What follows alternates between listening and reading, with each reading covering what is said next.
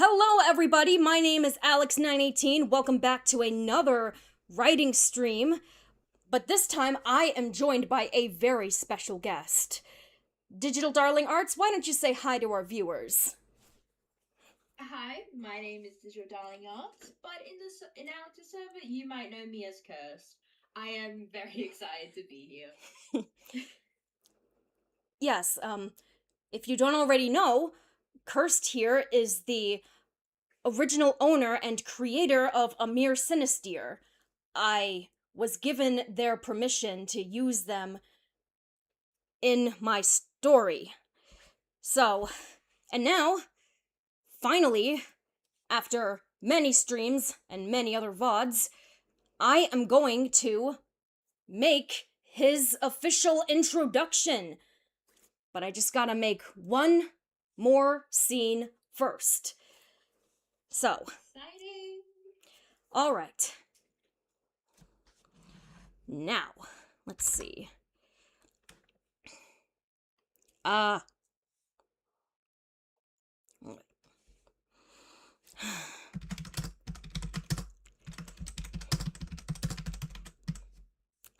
wait, almost forgot. There we go.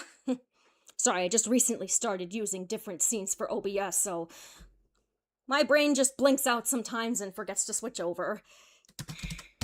So good. I'm here to help remind you. Okay.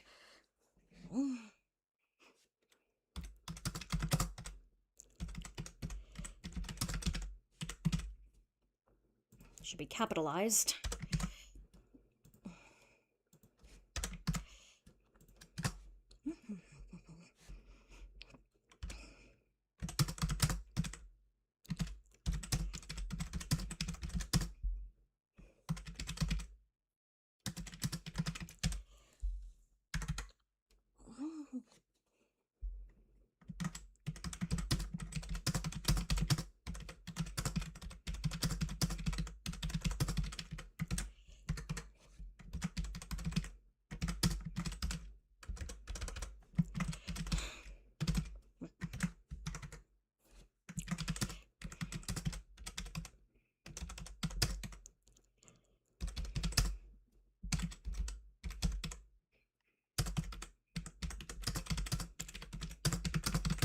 Hey, Jester.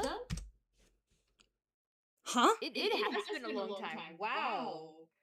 Jester X, they've drawn in the server before. They did a redraw of your Final Fantasy security breach drawing. Oh, yeah! I think I remember you too, yes! Hello, welcome! It's been a while. It certainly has. Thanks for joining us.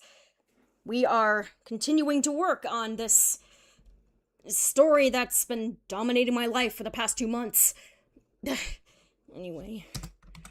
Oh.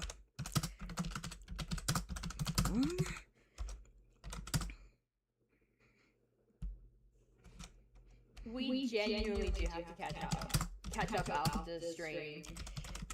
I feel like I only ever see you on TikTok. Gregory. Ugh.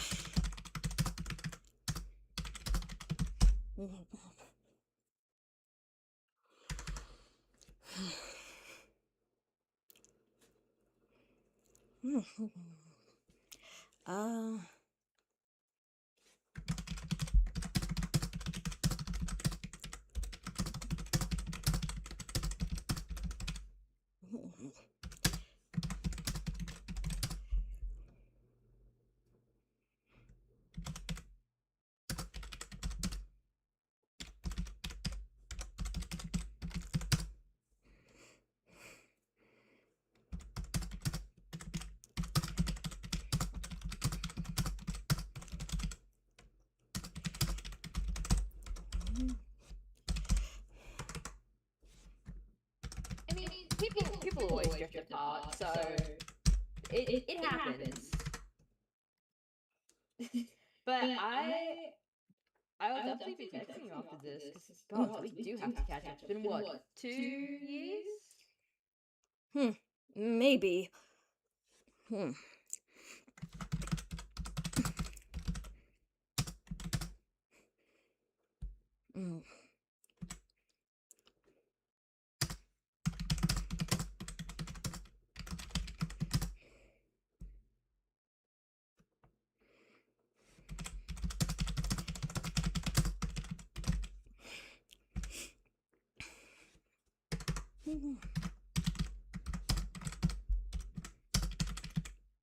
Oops.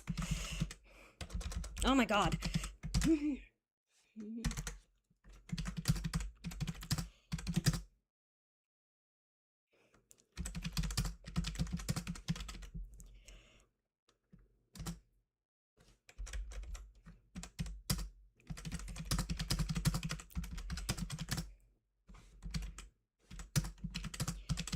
Okay, it is settled and Jester. Off the stream, we will be catching up. Okay. He finds his light spell.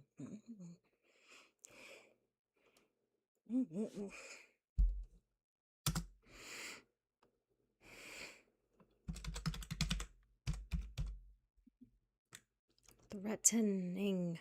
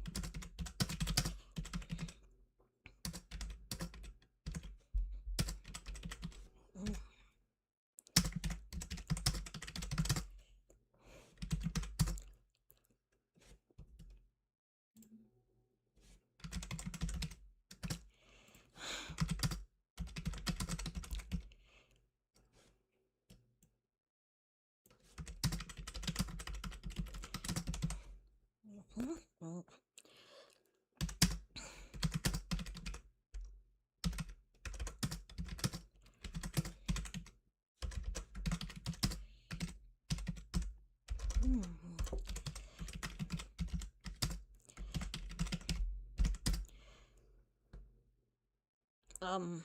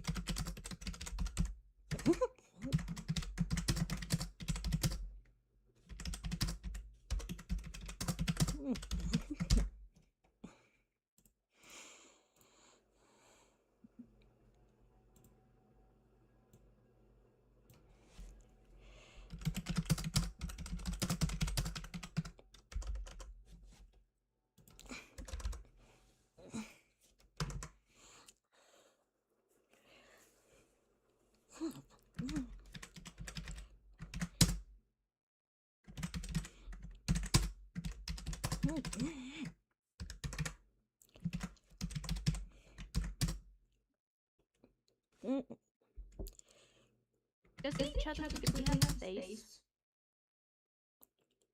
I'm sorry, what? I couldn't hear you over my keyboard.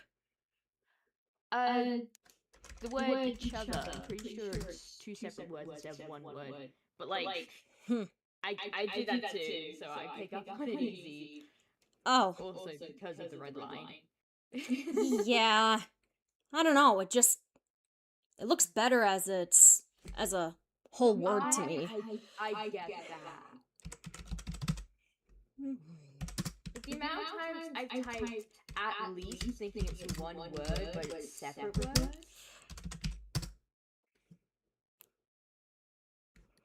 It's insane.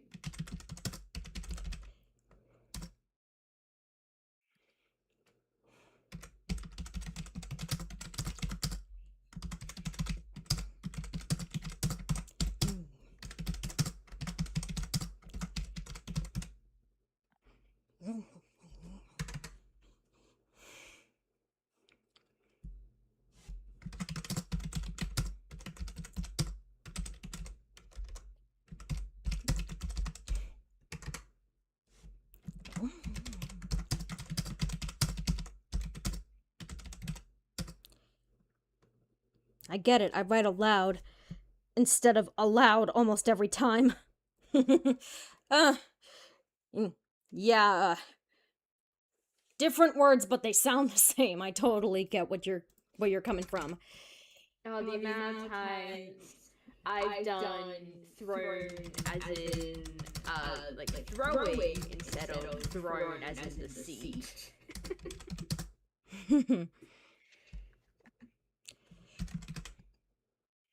The English language is certainly interesting. Sure is.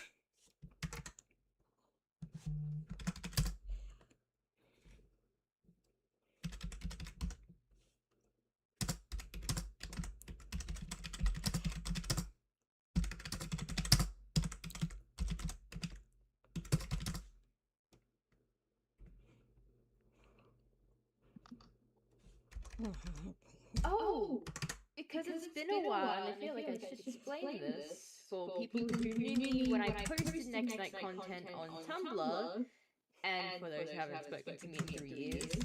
Amia, who is being introduced this chapter, is my OC Anastasia Arkful, but they have since been renamed in a bit of an update I was working on since last year.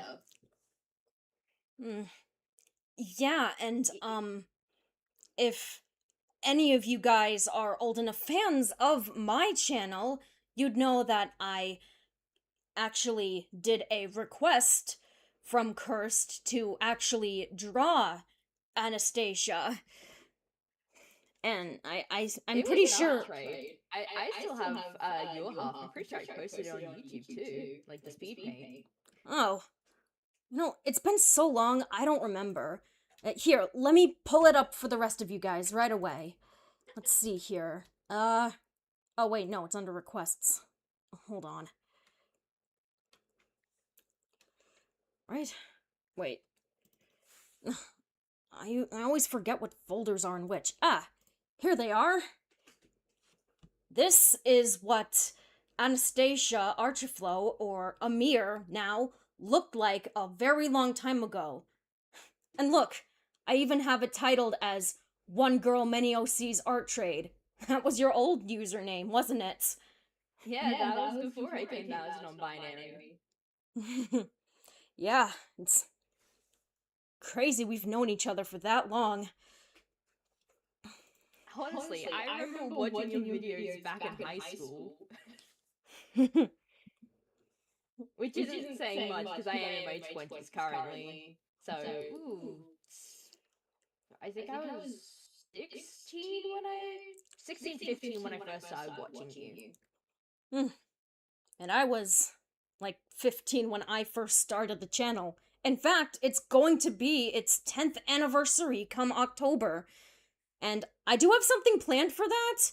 You know, God willing, I don't forget about it. I'll probably be doing something extremely special for it.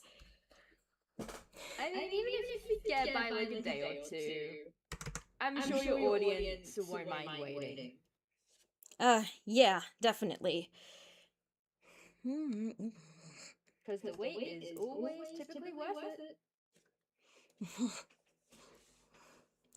Okay.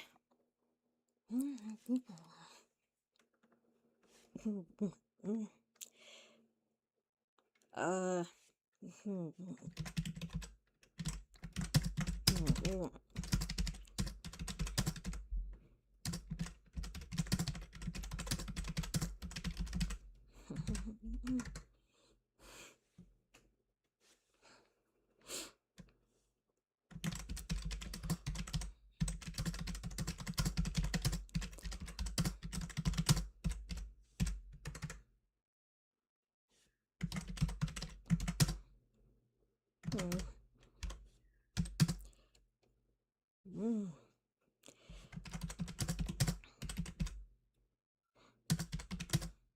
know what? Here's a fun fact about Amir.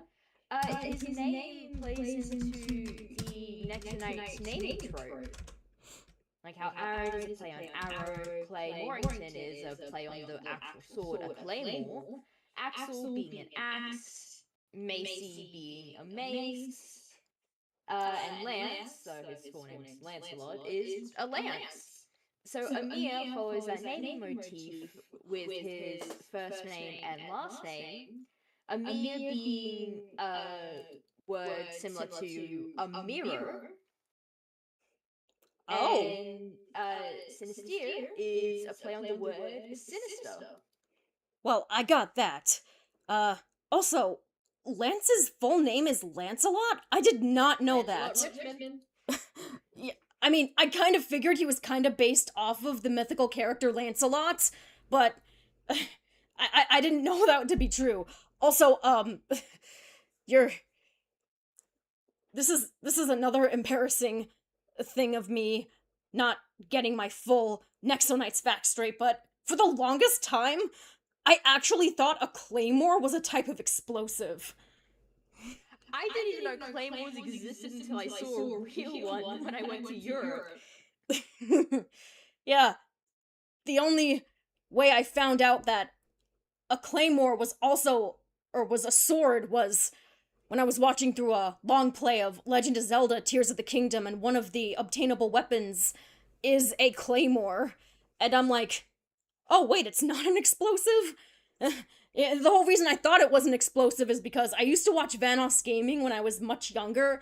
They would play, like, Call of Duty and stuff, and I think one of the weapons was a explosive called a claymore or something.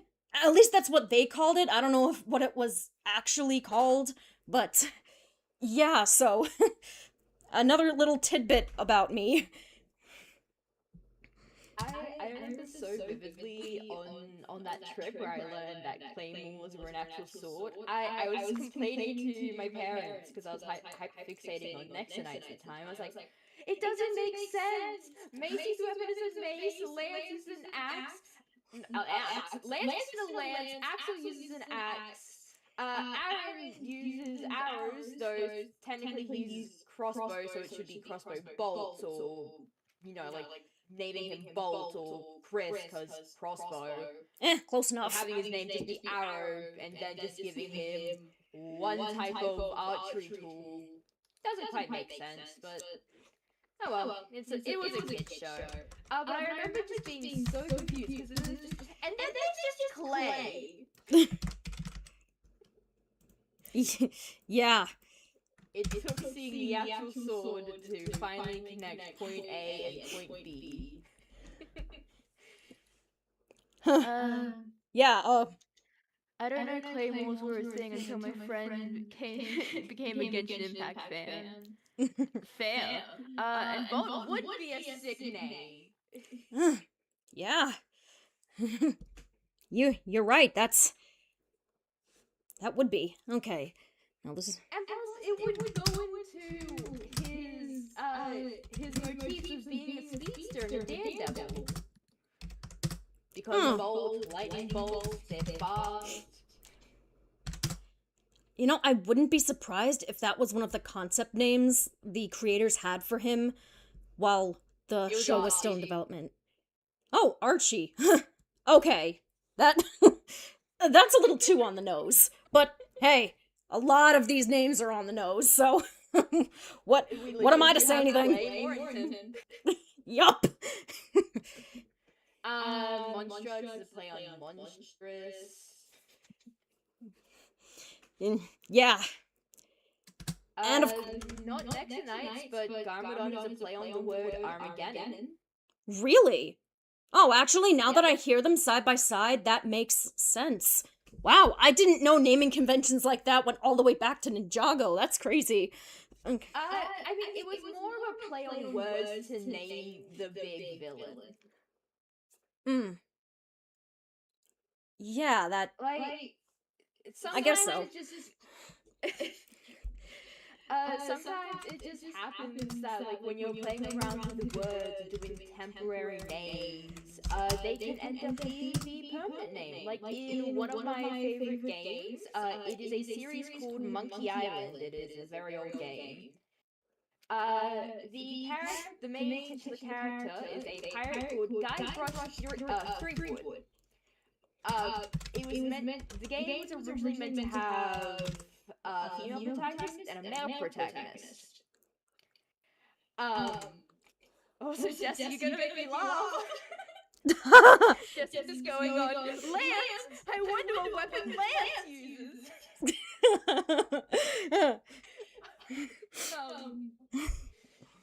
Anyways, so in the assets folder, Guybrush Threepwood was just titled Guybrush because he was the male model, like male player model. So he was the Guybrush. And then the other one was obviously Girlbrush. And then they just couldn't think of a name, so they kept him as Guybrush Threepwood. It's always interesting how, like, naming conventions come around. Yeah. Oh, past my spot. Though there are also, like, names that I'm pretty sure they made up. I mean, obviously Garmadon, Monstrux is all made up, and also Jestro. Yeah.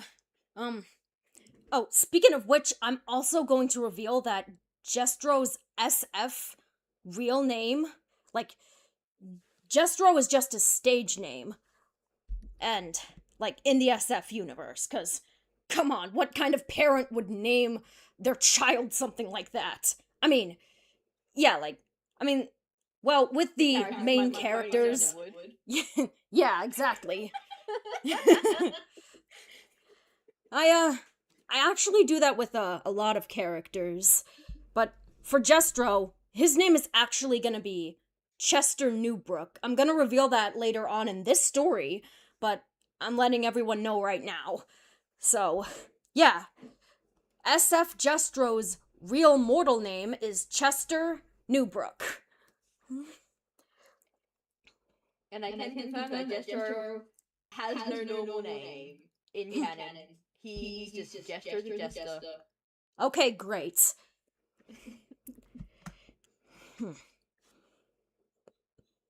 Oh, your bird's name's Jestro? That's cute. Jester's doing? It's been a minute since I heard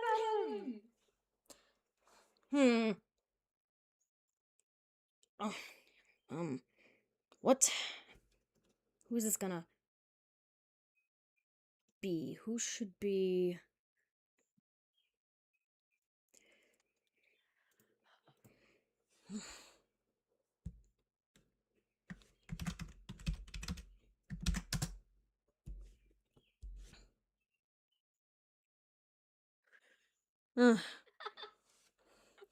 Organ and names Jester, my god, pick a struggle.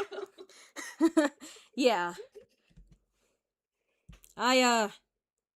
But I managed to give him a better ending for my Hey You.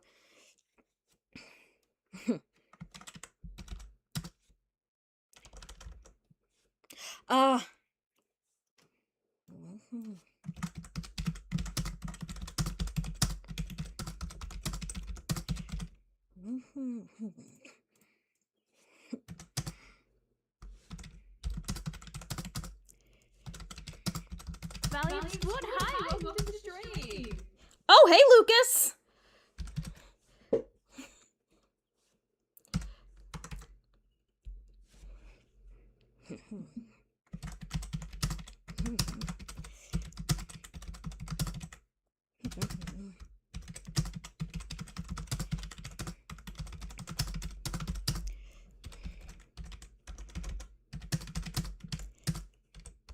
I'm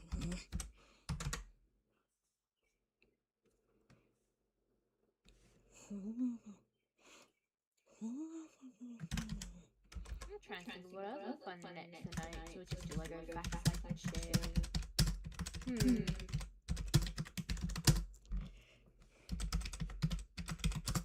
Well, Chima is officially canon in Ninjago, and not just as like a small little. Oh, look at Lloyd and Morrow fall into the realm of Chima. Yeah, like that part actually blew my mind when I saw it. In fact, I was when the episode aired, I was busy doing something else. I mean, I was just a kid back then. I probably had like schoolwork to do, or I don't know. I was probably doing something else, and my two brothers were watching the episode back um on on Comcast on demand. Remember when that was still a thing? So, yeah, so they were watching that and they called me down saying it's a crossover special, and they showed me the scene where they had the Chima characters there with Moro and Lloyd doing their fights, and I was like, "Oh my god, that's crazy. Chima is one of the 15 realms." That actually makes a lot of sense. So, yeah, that was great, but I didn't stay to watch the rest of the episode. They just wanted me to see that part. I eventually did go back and watch the episode in full, like, I don't know, maybe a couple months later, cuz yeah, as a kid we were all very strict on what we on our TV time and our electronic time. But yeah, so that was that was really cool to see. Also, I haven't gotten to these parts in the other seasons yet, but I'm pretty sure the Beaver tribe comes in and causes a bit of chaos in one of the later season episodes of Ninjago. I forget which one it is, but Not that I can recall the top of my head. Though, if this isn't Dragon's Rising, I can't say I have a great knowledge on that. I don't But think it was Dragon's Rising. I do know that Raz, one of the antagonists, did confirm that he is from Chima, or I can't remember what they renamed it Wildness. to. That's the name of the realm. Yes. Yeah. So, it confirmed that he was from that realm, and just, yeah, Chima is canon in Ninjago. I mean, Next Night's also had a Chima reference. Yeah. Brief one. Yeah, I remember. When, Ava Robin was showing off the holodeck. And they showed the Lion Temple for a brief second as one of the simulations. I remember that.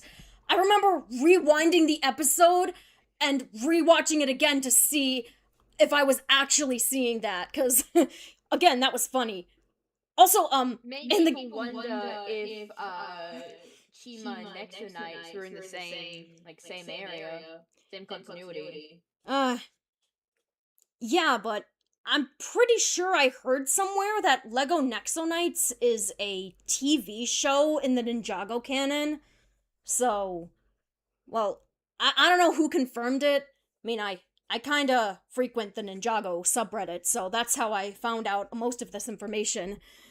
So, I mean, it is a canonical TV show in the Lego Dreams universe. oh, maybe that's what they were referring to. Huh. Because there was a mini-sode that was posted on YouTube. I mean, most of the episodes are posted on YouTube. And it was the ninja appearing in a child's dream and having to help save the day with the dream team. the Dreamers. I don't know what they called, the Huh. Sleep Bureau or whatever. It's been a I, minute since I've watched Lego Dream, so I don't fully remember.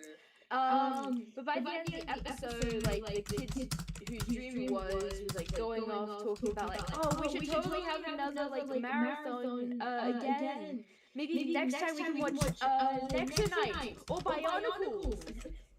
And oh my god, it was really Bionicle. sweet that the creators behind Dreams decided to play a bit of homage to the original shows that really made a name for themselves. Yes. Too bad they've all been washed out by Ninjago. Yeah. Alright. She could have easily blown past.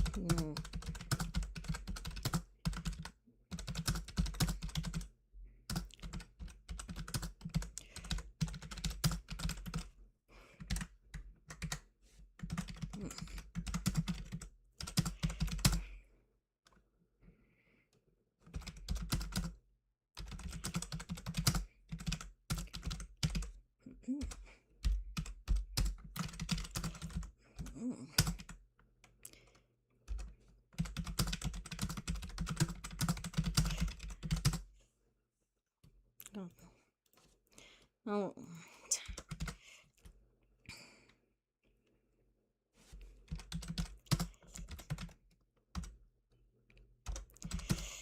Ping out to you.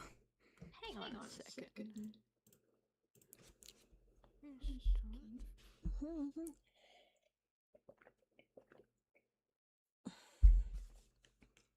Wait, so that one drawing of Jestro, Rowena, and I suppose, for lack of better words, God, was just a cosplayer? I actually didn't intend it to be, and I was actually gonna say that next, but again, for longtime viewers, I actually had an official SF Nexonites finale of like finale season, like all the way back in 2019, and I used a lot of Monty Python references to move the story forward. Yeah, so, I mean, if the canon Nexonites could get away with the goddamn it's just a flesh wound bit, why can't I get away with putting more iconic scenes of that movie into my thing? So, yeah, I didn't, like I said, before, I wasn't actually expecting to make this actual finale, but then I found out about the production notes from the canon series, and I knew I couldn't just not include them somehow. So, pretty much, I decided to put in this scene where the Guardians of the Blackwood Forest, which were basically supposed to be this world's versions of the Knights Uze-Ni, but I had to change that to, just be cosplayers, and for this story, and yeah, in fact, another part of the season I made back in 2019, I'm actually gonna put into this story as well. It's the one where they have to cross a bridge and solve a riddle or die. It's that's actually going to be part of the introduction to the Troll Kingdom. So yeah, that's what I'm pretty much gonna do. So long story short, this whole story is pretty much my own spin on the canon ideas of the original Nexonites season 5 that got canceled, and now I'm going back and expanding upon the ideas I had in my fan-made season 5. So, yeah, and the Guardians of the Blackwood Forest just being Monty Python cosplayers was one of the first ideas that came into my head when I first had the idea to do this years ago. So, yeah, that's basically that. That's basically how that happened.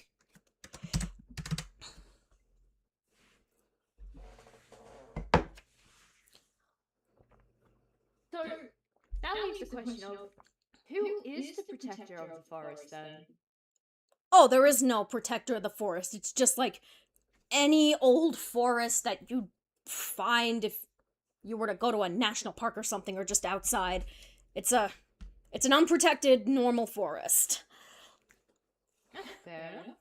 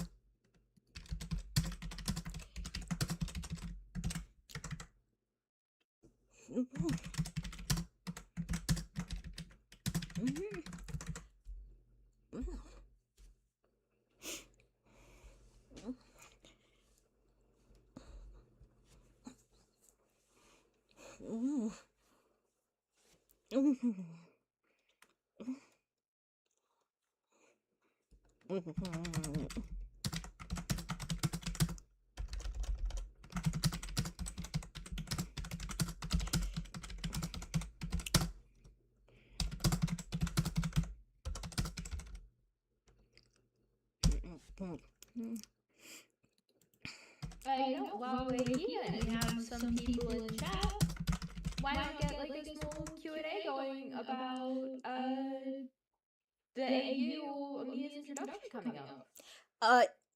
Yes. That's actually a general rule of thumb for all my live streams. You can ask me whatever questions you want and I'll do my best to answer them. They can be about me, about my AUs, my channel, my stories, my writing process, my creative process, and yes, of course, for this stream, you can ask about Amir. I'm sure Curse would love to talk about him. He's one of my oldest OCs. I always love talking about him. I've had Amir since... Ooh. How old was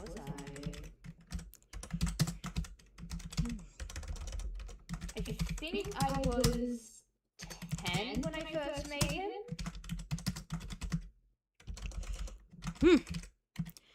Wow. Yeah. So he's been my OC for about almost 13 years now.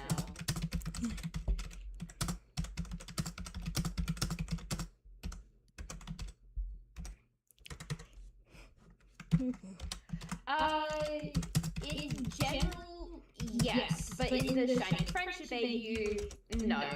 Amir and Aaron are just friends in this AU. Yes. SF Amir, SF Aaron, and Kirst's AU version of Aaron are different.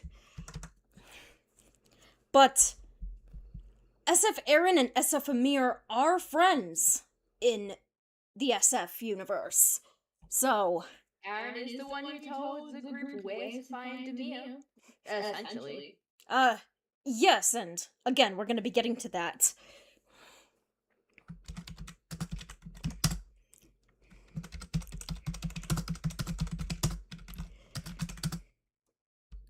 I feel like a good clarification for the difference between my Amir and the Shining Friendship Amir is very... It starts with like how they were introduced to the series. So while Shining Friendship Amir and my Amir started the same with being trapped in the mirror and then being freed when Murloc sacrificed himself originally to stop Jestro. The difference is that Shining Friendship Amir fled as soon as he saw the destruction, while my Amir was kind of shell-shocked and just sat around the library for a minute. Mm, okay, well, actually, the reason why. Actually, I wasn't gonna have Amir flee. I was gonna have him stay in the tower to, well, not stay in the tower, but stay in, well, wherever his grandfather was. He and his grandfather were together and they were trying to protect his grandfather's research and his books. And then he got cursed by the Book of Deception. And when Murloc found out, he wasn't able to reverse the effects of the Book of Deception, so decided to lock him away in a mirror until he found a way to free Amir at a later date, but unfortunately, he sacrificed himself and pretty much became Murloc 2.0 before he could do that, and the mirror ultimately shattered, freeing Amir again, and, well, I shouldn't say. After all, you're gonna find out in a bit.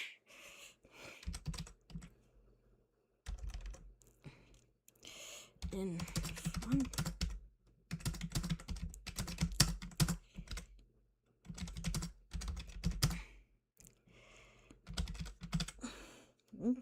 Cottage.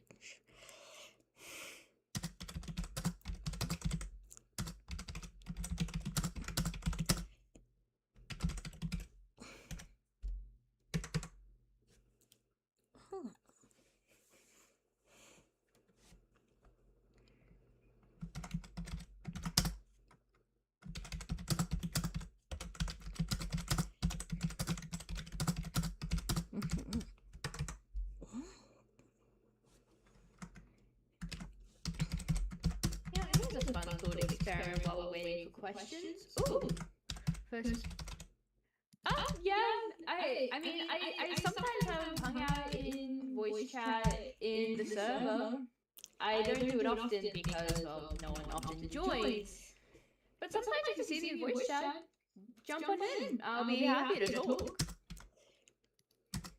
Um, Also, apologies if it's hard to understand me sometimes. I've learned that I have an accent with some things, and while I understand what I'm saying, certain words don't apparently come through clearly. But as I was saying, Alex, how do you think Shining Friendship Aaron and Shining Friendship Amir met?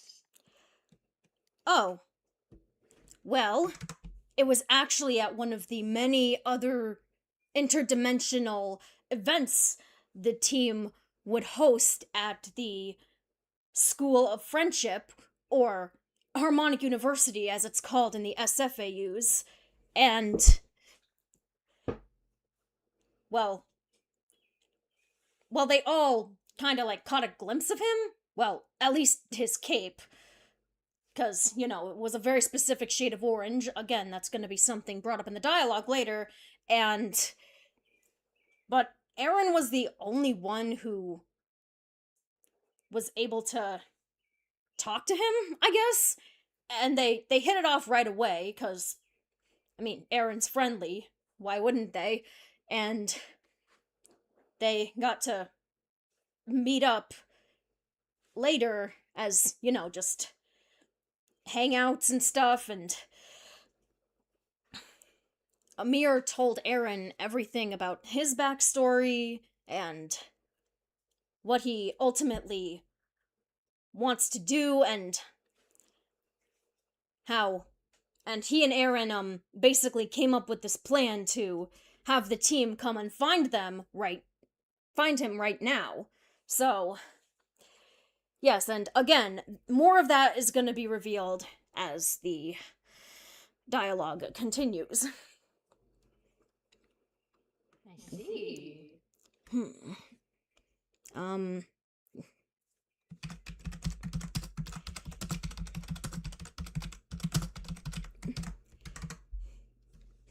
There was a point in time where Amir actually was a part of the Next Nights as like a part of the graduating class, as a fun fact. This was old backstory though, so it's no longer canon. It's interesting to think of how far like characters come when you work on their story and revise them over the years.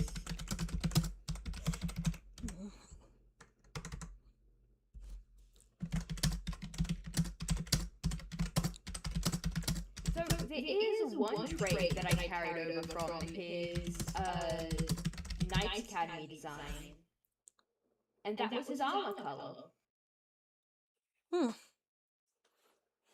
I'm sure it's been noticed by your audience that Amia's armor isn't the same as the others. Aside from it being a little old-timey, without having the glowing crest on the chest, but it's also much darker. I chose the darker armor color purely for one reason. That was one, to help him stand out, obviously, but like the more important reason is to show that he was in mourning. Mourning for the life he couldn't have anymore. Wow. Deepest lore. That's cool. All right.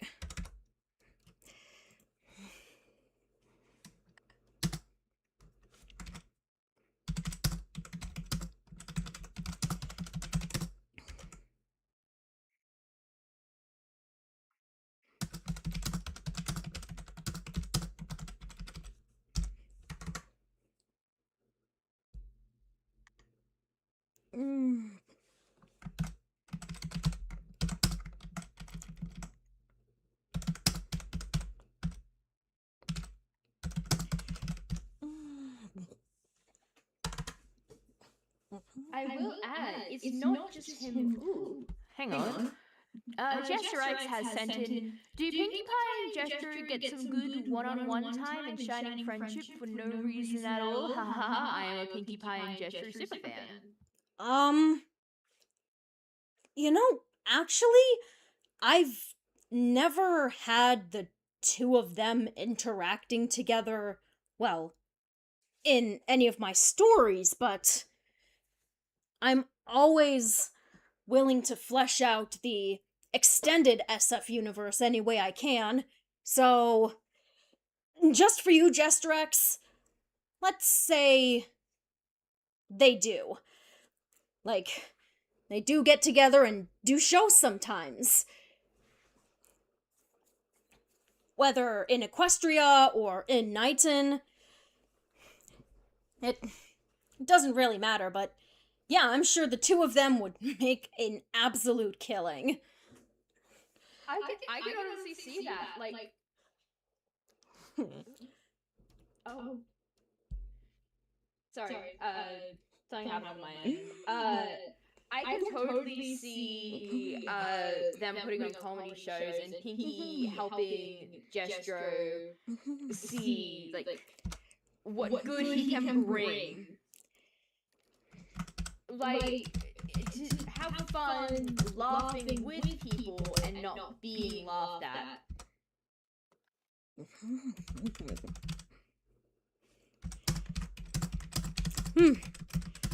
Yeah, and I am proud to say that since becoming a Guardian of Harmony, the Knights and the team have worked greatly to improve his life, like they, do with each other, and instead of being laughed at for, his general klutziness, it's now, a part of his act, and people laugh at that because, they're actually meant to be jokes, and, and those, that also goes into, him being a showman and stuff. When he's, not on the clock. Jester says, I bet they could relate to each other a lot. Pinkie also had a breakdown at being laughed at in the season 2 final. Oh. Oh yeah, I remember that. And I early also season think Discord was that an absolute jerk. mm, I also I'm gonna. think back constantly to the pilot of Next Nights and how everything would have been fine if the Squire bots didn't didn't mirror Jester's concerns. Like he said, I'm a failure, I can't do anything right. And Clay responds with, no one thinks that. And then three Squire bots was like, you're a failure. You can't do anything right. Like, Oof. yeah, that caused the entire story. Huh.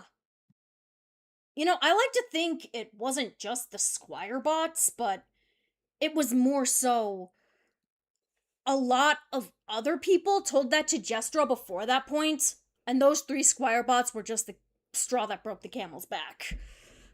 I feel like that would make much more thematic sense. And, Yeah, I mean, come on, they're someone just had robots, to you put really can't. I'm a failure, I can't do anything right into his head in the first place. Because, like, he was already struggling at the academy of being a knight, and he was struggling with magic when Murloc took him in as an apprentice when he was a kid. Which is canon, by the way. He was Murloc's apprentice for a short while. Huh. Cool. And then when Murloc noticed that Jester enjoyed juggling and it helped him like calm down and think clearly, he's like, oh, maybe you'll enjoy being a royal jester. And he had to enjoy it somewhat to, stay, like, keep having that job well into his adult life.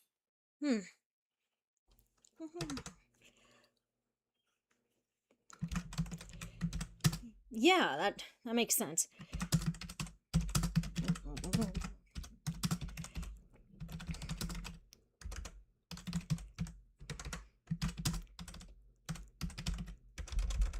I'm trying to remember the jester knowledge.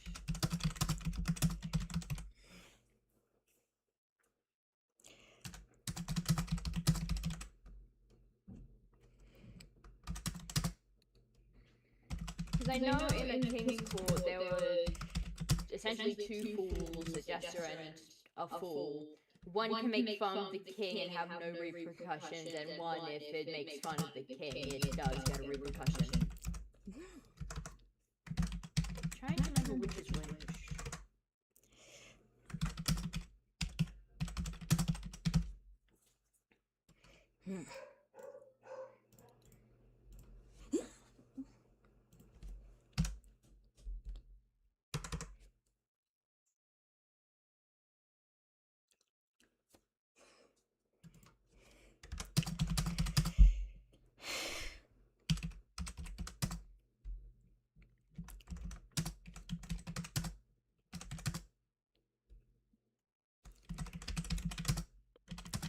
Yeah, I'm gonna look this up.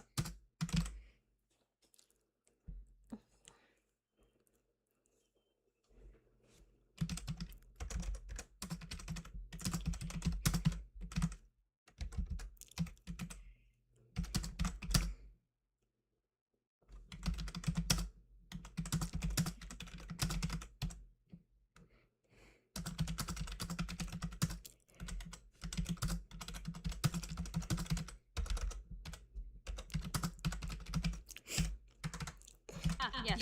A court jester or a fool was far more than a mere entertainer. Operating as a trusted confidant, the jester was the only member of the royal court who could safely speak the truth to power. Through comedy and satire. They critiqued political decisions, provided counsel, and offered comic relief. So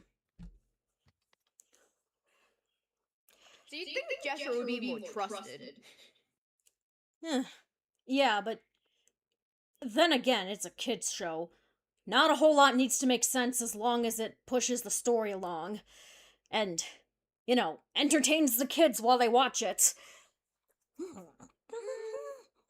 I suppose. I guess saying, like, yes, Gestro. A jester makes more sense than going, yes, Gestro, the royal clown. Hmm.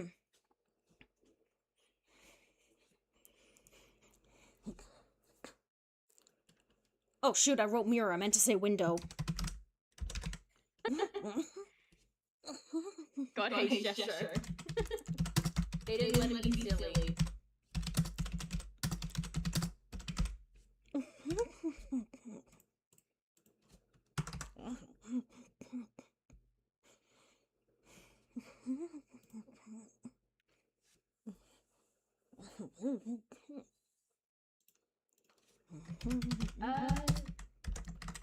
Here's another fun fact about Amir since you brought up mirrors. He has no reflection. Huh. It's because he eventually stole his own reflection due to him being in the mirror for so long. Huh. Okay. Again, one more thing to be restored at the very end of the story. So. eh, Excuse me. I need to go close my windows and put the drapes down because it's dark enough outside where I am. Okay. I'll keep entertaining chat. I'll be right back. It's only gonna take me a few seconds. Even so.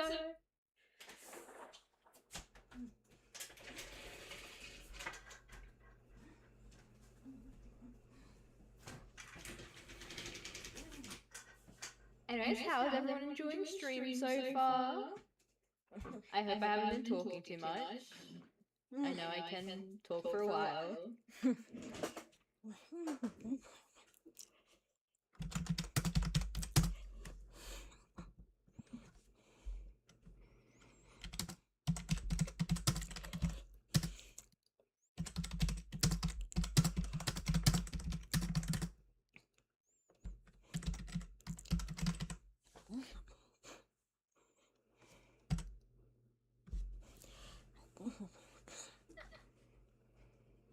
That's good.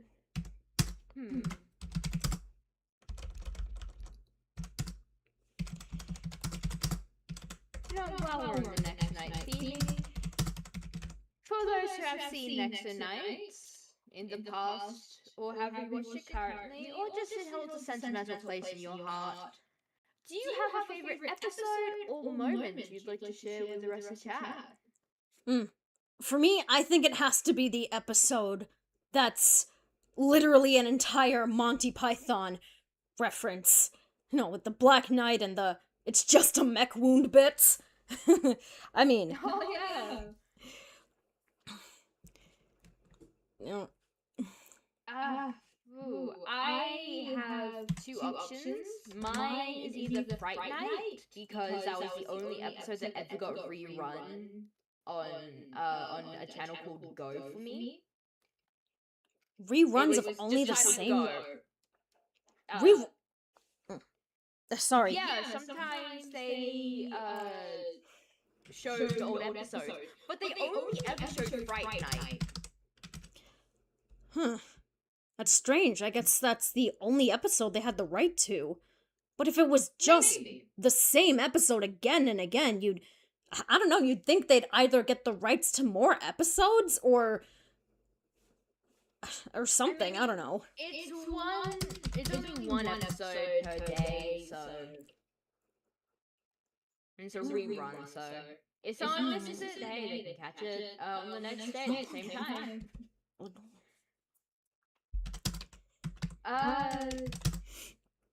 It's also the one episode that constantly gets played at a Lego Discovery Center. I learned that from my Masterfield friend. Oh. Are they still playing it? I doubt they.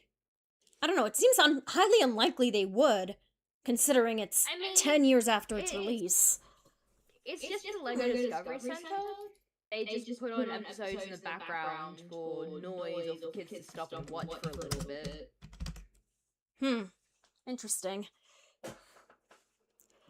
But my main favorite episode is probably obvious by the magic I gave Amir, but it is the episode titled "The Maze of Amazement."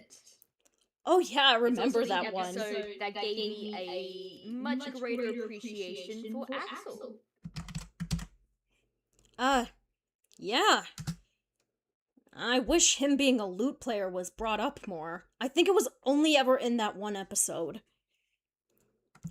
I think it was more of a hobby for him rather than like a passion. Okay, well, you know what I meant. That's fair. Jester X says, open mic night for me, for obvious reasons. Clay comforting his friend and Jester finding out he can be good at something other than being bad. It's so sweet and nice. I just want happiness for my Jester guy. Oh yeah, I remember that too. Like, I remember thinking that, oh my god, could this be the start of a redemption arc for him? And then we go into season 4 and he's the villain again. Unwillingly this time, but still. The second series was so messed up for that. I'm gonna say that.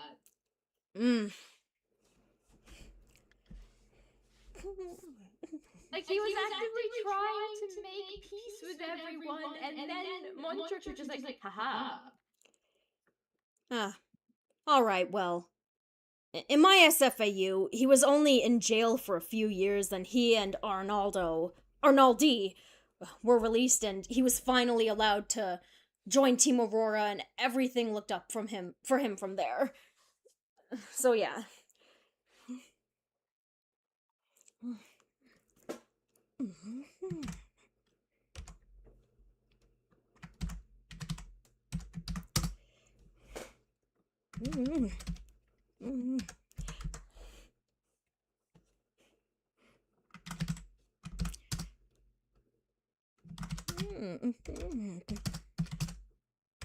I mean, he did attack the kingdom, Jester. Okay, when I say whole arc in season 3 and did absolutely nothing with it. Release my guy, he did nothing.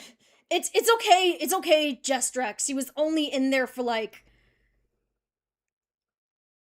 not even 2 years. He's wait. 2017, 2018, 20. Yeah. A little over a year and a half. 'Cause good behavior, and he got, vouched for from Team Aurora. So yeah, I mean, yeah, he did serve his time. He was punished, but it wasn't all that bad. He's doing much better now, Jestrex, I promise. Jester X, the number one Jester supporter, continuing on by going, under mind control!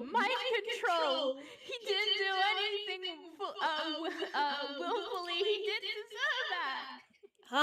Okay, you know what? Let's just say that it wasn't fully in Team Aurora's control, but the kingdom's. He would have stayed in there for longer if it wasn't for the team. Let's just say that. Canon. Yeah. Oh, and another thing. He was also supposed to be the villain again for season 5. And he was also supposed to get his own armor, which is what I based his armor in this story on. But I was like, nuh-uh, no way. I'm not doing that. He is not gonna be a villain again. And that's also the reason why I made him a prisoner of the enemy side in my fan-made season 5 rather than, an active. I mean, he kind of was still an active part of it. He was forced to get the chalices, the golden grails. Sacrifice. Yeah, The audio of Mort going, okay, I'm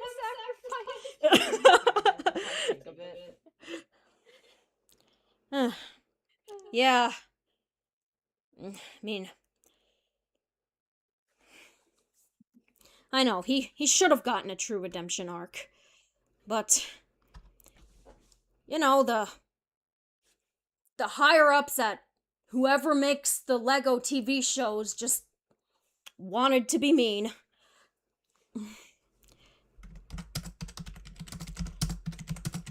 What's up? Amir's getting his debut soon.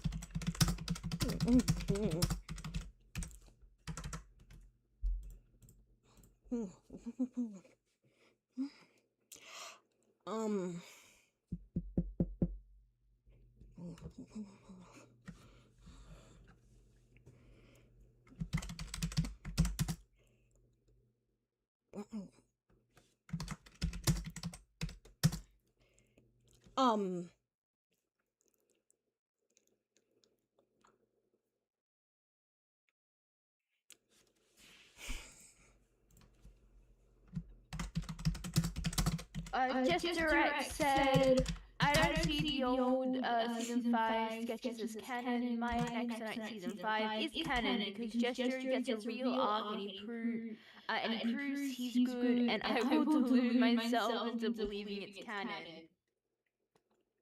I don't care what Lego says. I am the writer now. Mwahaha. You are Jester. Okay. If you say so. I can say the same. My Ninjago rewrite is canon to me.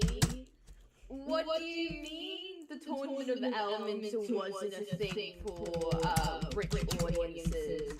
What do you mean it was just a crazy guy making people fight for no reason? Technically, Chen didn't make them fight for no reason. It was under the guise of power and then lied to them. There was a real reason to them. I mean, his reason was to Ninja was to save Zane, and I do acknowledge that. And Chen's reasoning was to steal all of their elemental powers one by one so he could, I don't know, open a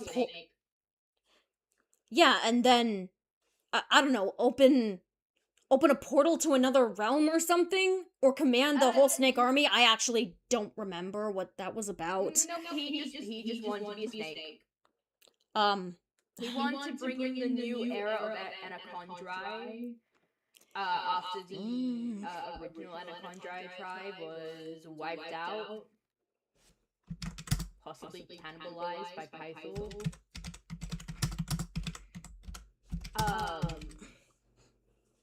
And the spell that traded elemental power for the transformation turned anyone with the mark of the Anacondri, so the Anacondri cultists, Chen, Klaus, Garmadon, and Skylar, into Anacondri.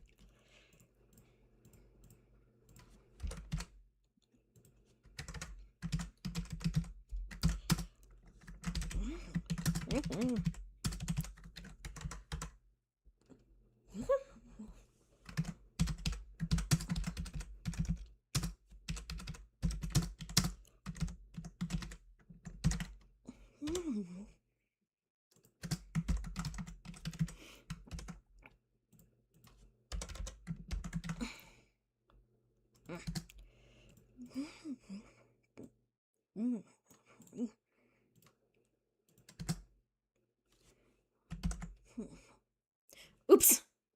That's the print. It's Control V to paste.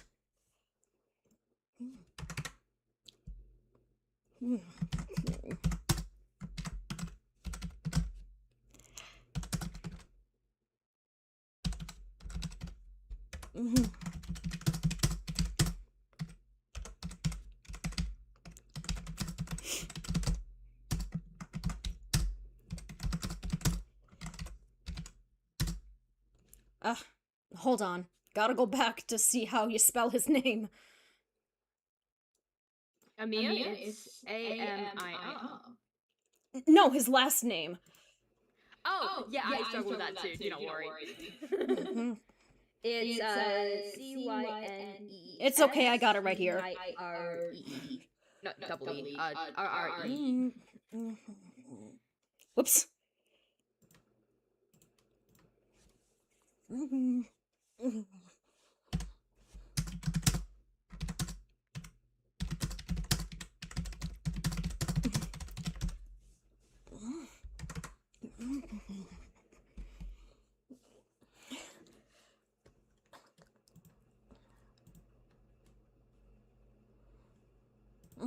All right.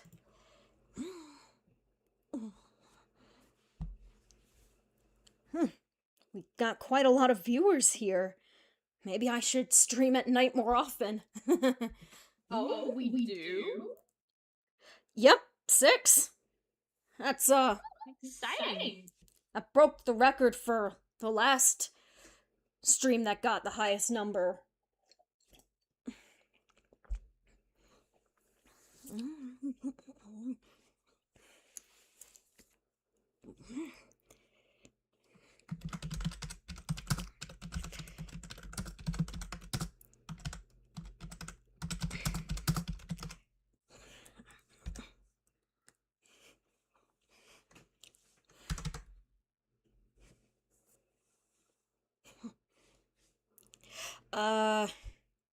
You know what? Before I forget, Cursed, you did say that I, should rephrase the riddle that led the team to find him. Let me go back in our chat. If it's okay if you didn't want to change it. I just thought, well, I wasn't in cool. Not cool. I wasn't in stream last time when it was made. I figured I'd throw my hat into the ring to... Alright, well, Raise it. just in case, I'll read your version of the riddle for people here so we can discuss it. To my dearest friend, I've left you these letters to help you find me if you need guidance to my abode. I do hope you don't mind my cryptic phrasing. You know as well as I do, people only see what they want to about me and do not wish for those without harmony to find me. My friend, if you truly wish to find me, to find Anwer will be your guide. Yeah, I didn't really get that. Ooh, I think I might have... Hang on.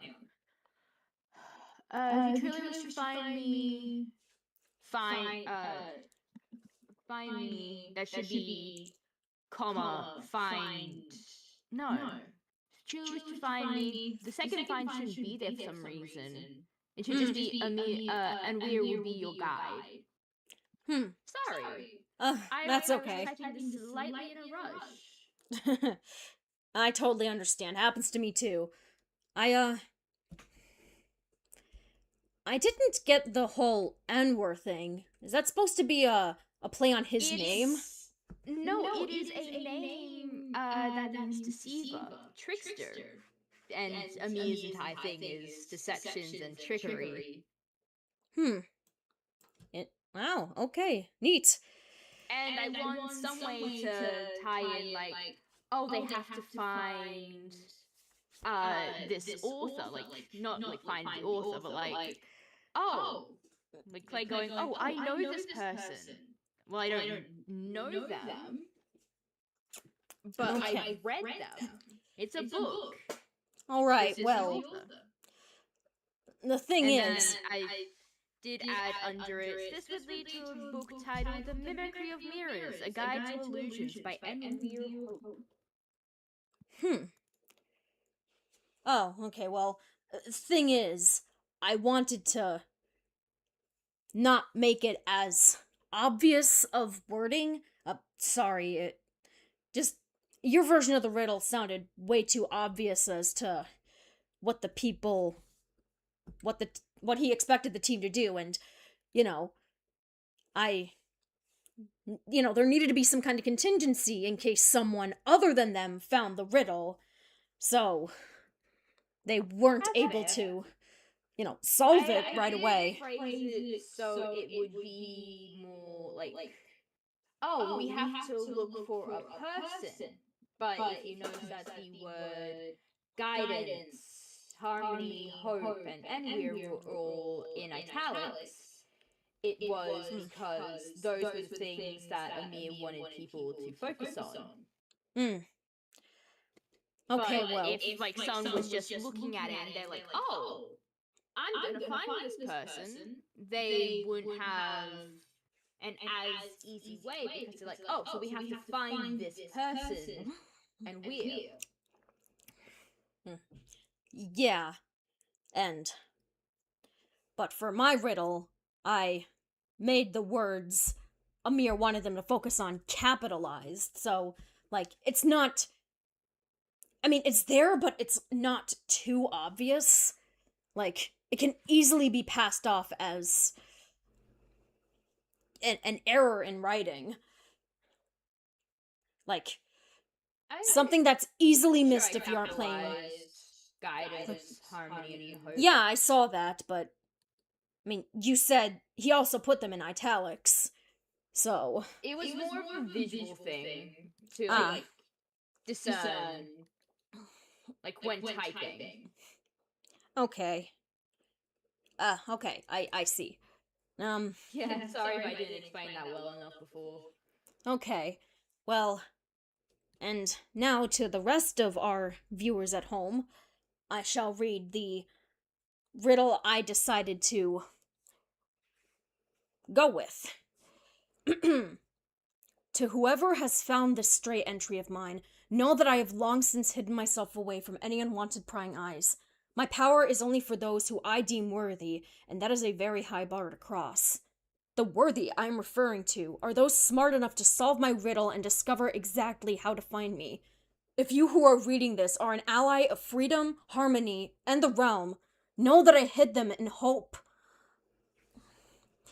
Yeah, and again, another part, it's like, it's supposed to seem like it abruptly cuts off there to further confuse people. So, yeah, another thing. Oh, pass it again. Here we are. Everyone expressed their amazement at that. Let's continue on. I am not ending the stream tonight until I finally get the scene down.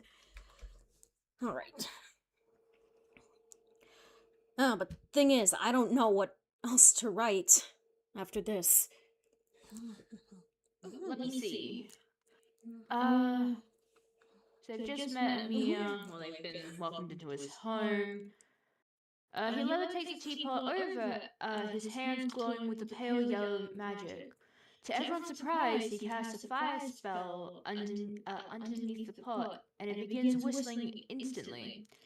He then levitates over a bag of black tea and puts in the teacup and pours the boiling water into the cup and over the bag, and levitates it over to Nathan. Here you go. Wow, thanks, man. You, you're a wizard? Warlock, actually. Allow me to introduce myself. My name is Amir Sinister. I bid you welcome to my home. Everyone expressed their amazement at that. Let's see. He'd probably comment about Lay and then question about Aaron.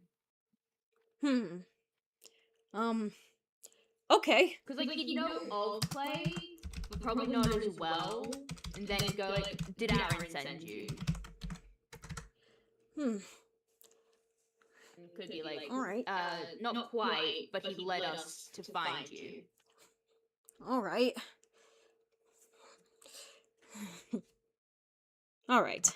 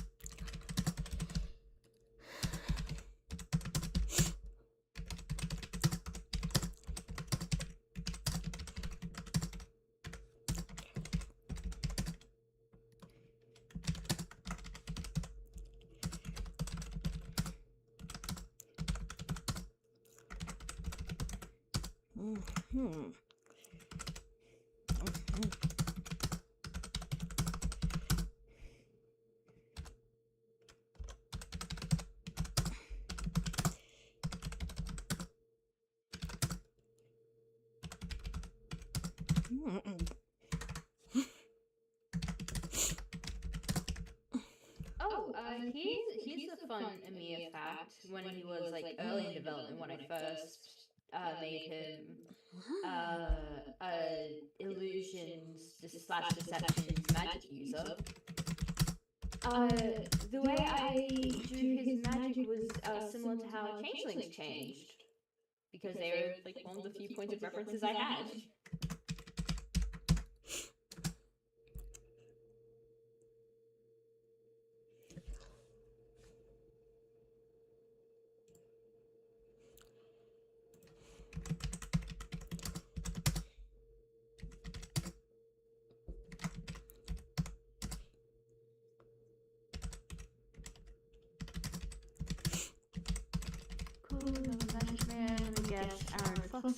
What? No, I didn't. Yeah, we were just trying to... You wrote finger instead of figure. Oh, whoops.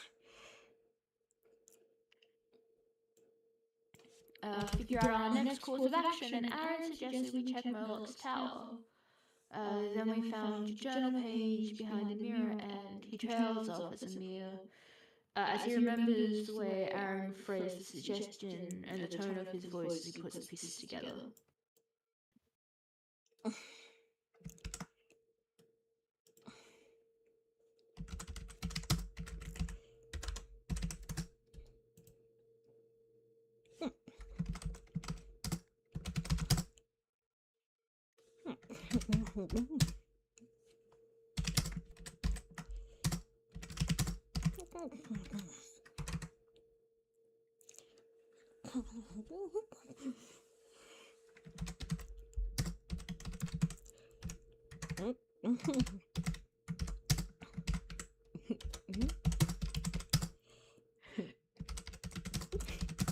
Sob?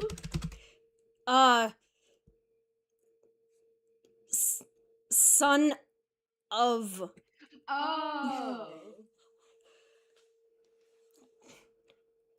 actually, let me do this. Alright. You could just have him go like that, cocky son of a, and then cuts off. I don't know, maybe like have in brackets like Clay glares at him. Like, because I'm pretty sure Nathaniel...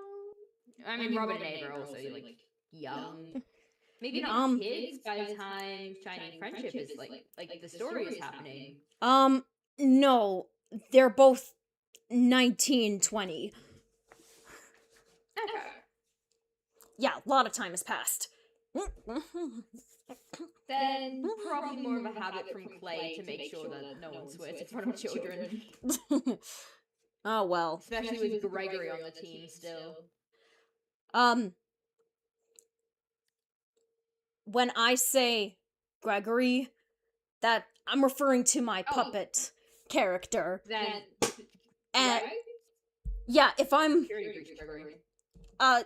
yeah, if I'm referring to security breach Gregory, I say Greggy. I gave him a little nickname to differentiate which Gregory, because there's like 3 Gregs throughout the SF universe. We've got right. my puppet Gregory, Mr. Universe, and now we got and then we got FNAF security breach Gregory. So yeah. I could have sworn that Night in the Woods also had a Greg. Oh yeah. Yeah, okay then, 4. That's 4 Gregs. But if I'm referring to him, I say double G. Well, I put Greg, Gregg, when he's talking, but when other people are talking to him, specifically the other teammates, they call him double G. Alright. See. Okay.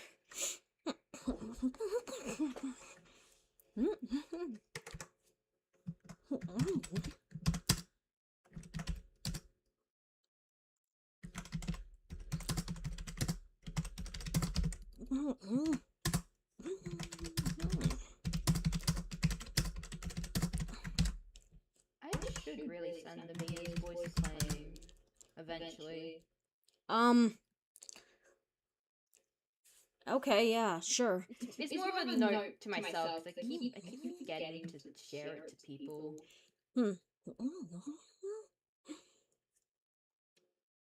I just think it's always interesting to like share what people think certain OCs sound like. And helps people get like a good vibe of like who they are as a character. Totally understand. I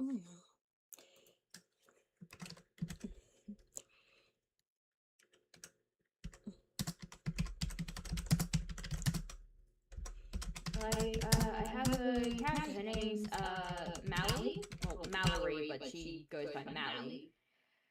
Her voice claim is Pinkie Pie, because I need someone hyper and energetic, and there's no one other than Pinkie Pie who would fit the bill.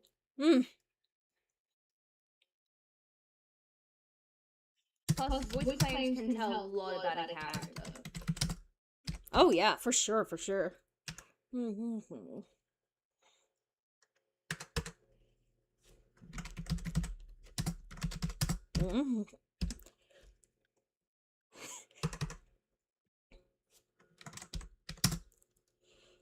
Ross, yeah, that sounds like him, right? So Aaron knows you. Why didn't you ever tell us? That's definitely been a long-running scheme the two of us have had for 5 years now. What is... Okay. I'm gonna step away real quick to grab some water. This is also your hydration and stretch reminder, because it is important to take care of yourself if you haven't. Yeah, good idea. I need to step away for a sec, too.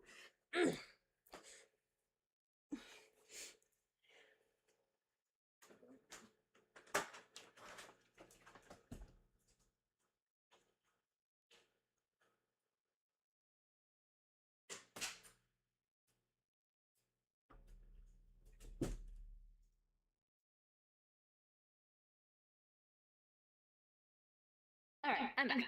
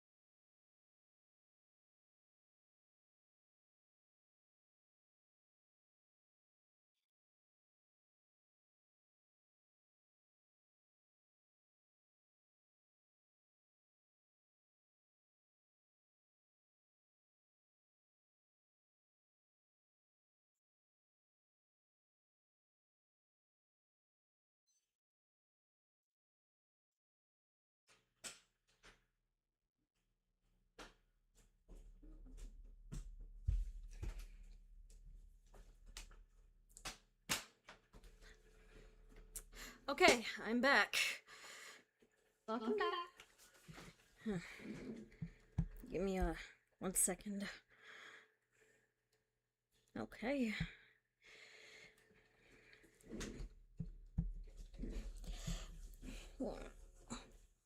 Mm. Mm. I realized I don't think I finished explaining what else Amir had been mourning with his armor color.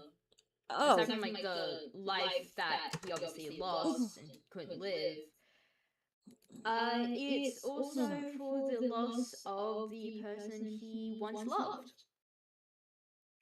Mm. Because when you're inside a mirror, you get to see everything play out. Mm. You get to see people move on and forget you, and you're just there. So Amir had to go on just observing his friends and his family through the mirrors just to see them get their own lives and move on past the incident. And he watched them as they all ended, not ended, but like their time in Nexus came to a close. Mm. I see. And that's what 100 years trapped in a mirror will do to someone. Mm. Mm. Mm. Mm. Mm. Mm.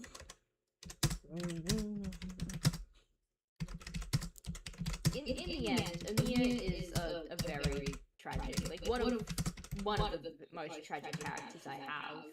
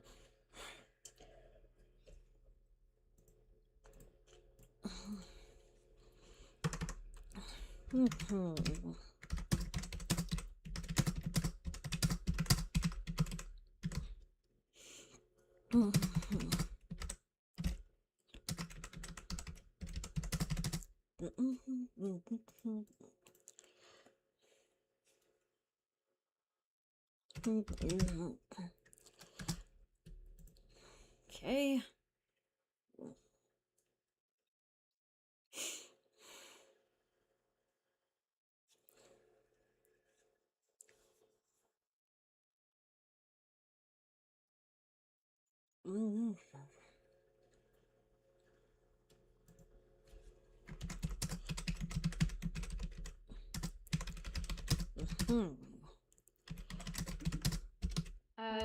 What are you checking? Oh, just what I wrote for Amir in his bio, so I can have a reference to his story.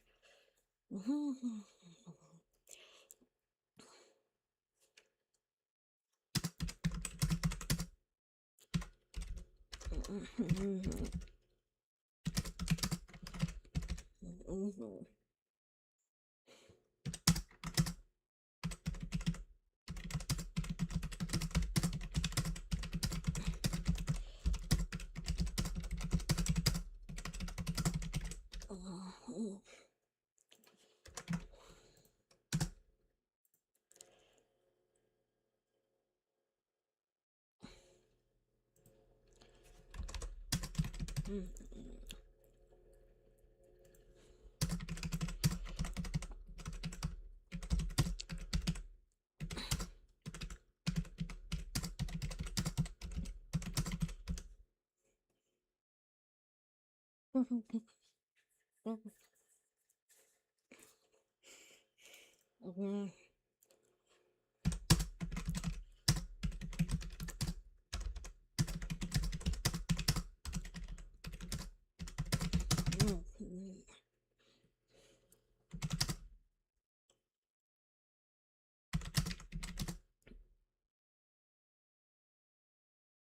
glad you added that Amir uses magic to show what happened.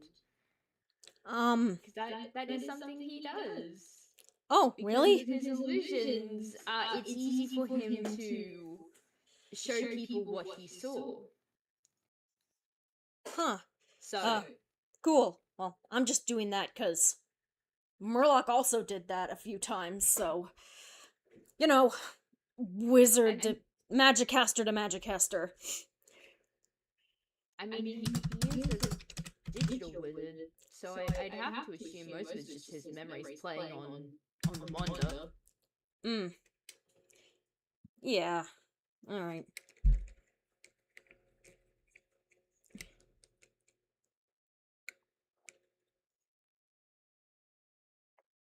Wait a second, his grandfather was meant to be the protector of the books of evil. Hold on.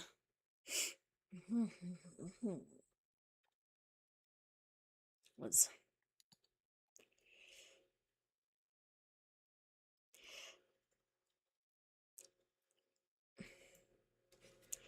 meant to keep the books of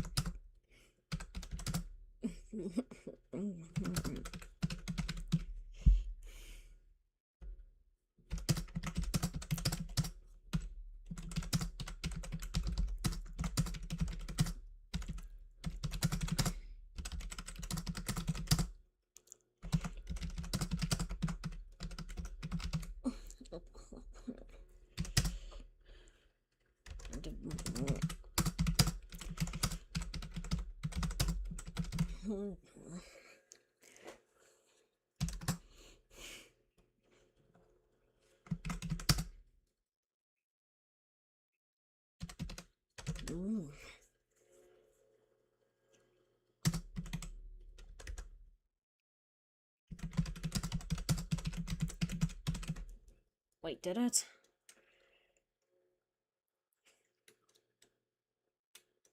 Being a young magic cast myself. Myself at the time, I wasn't going to let myself sit by and watch him be defeated, so in a rash move, I tried using the power of the Book of Deception and went horribly wrong. The move saved my grandfather, but at a great cost to my being. I was now bound to the Book of Deception. Now, to the pages.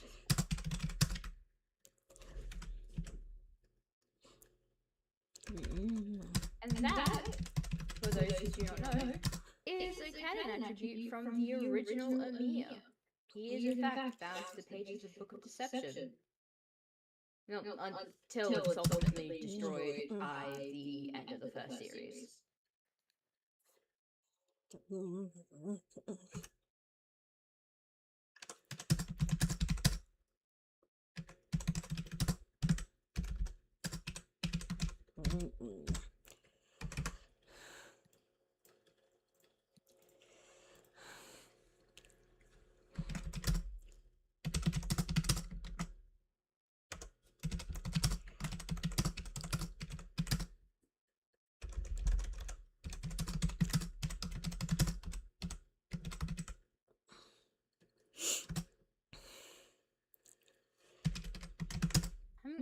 I'm glad you do, Jester.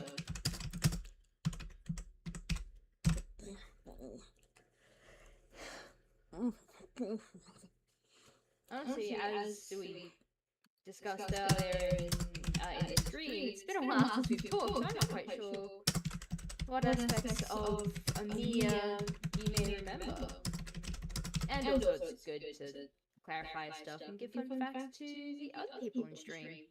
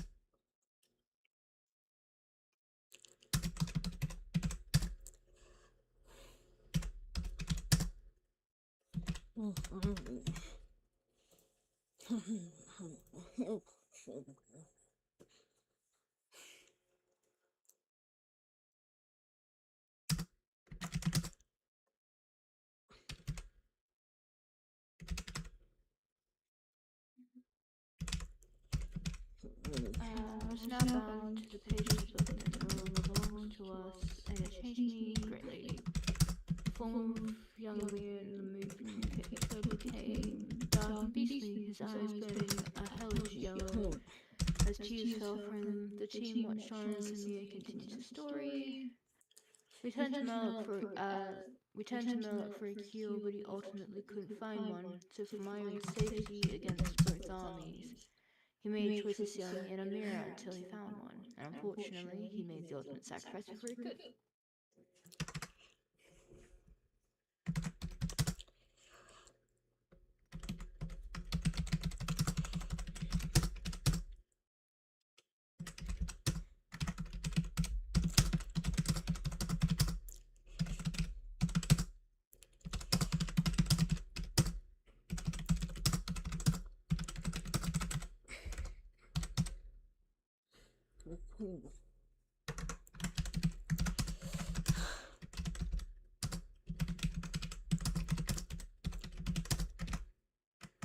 Oops.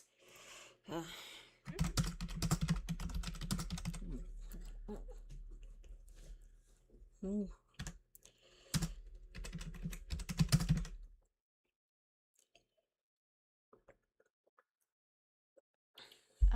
sacrificing himself to stop Jeffrey's room in the past 10 years ago.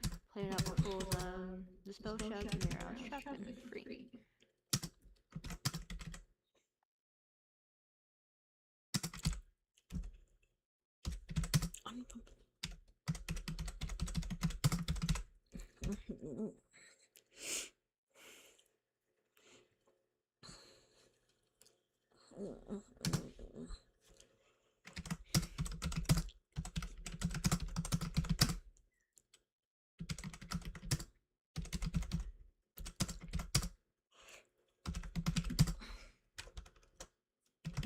Until I learned.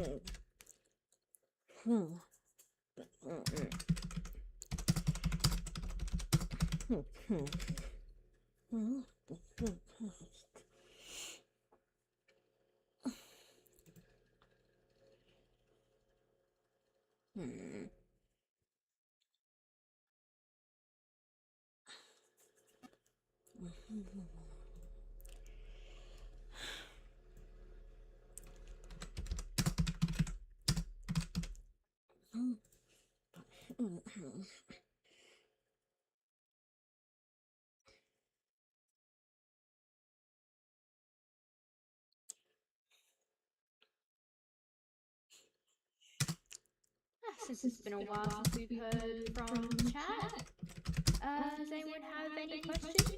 Since we're still up for answering them. Be it about the Shining Friendship AU, a Mia story, or just generic questions.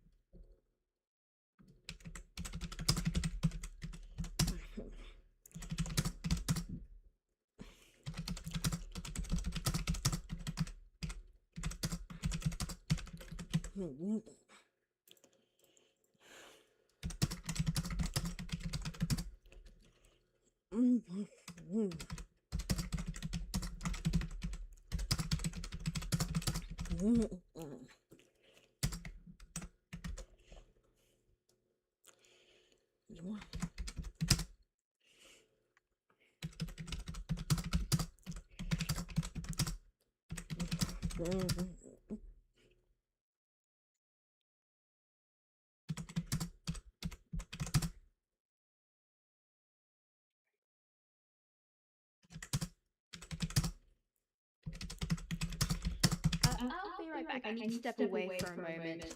Be back soon. Okay. Yeah. Okay.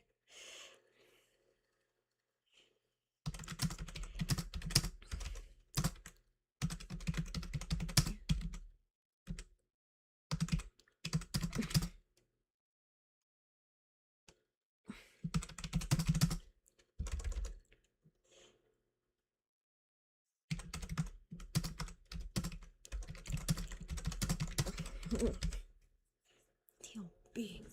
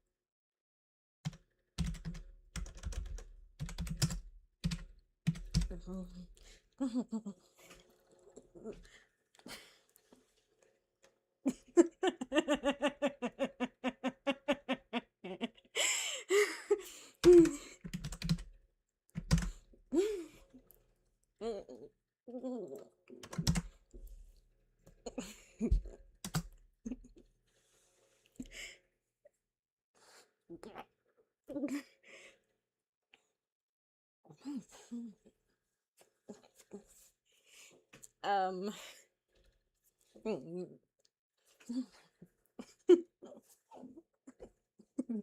okay, I'm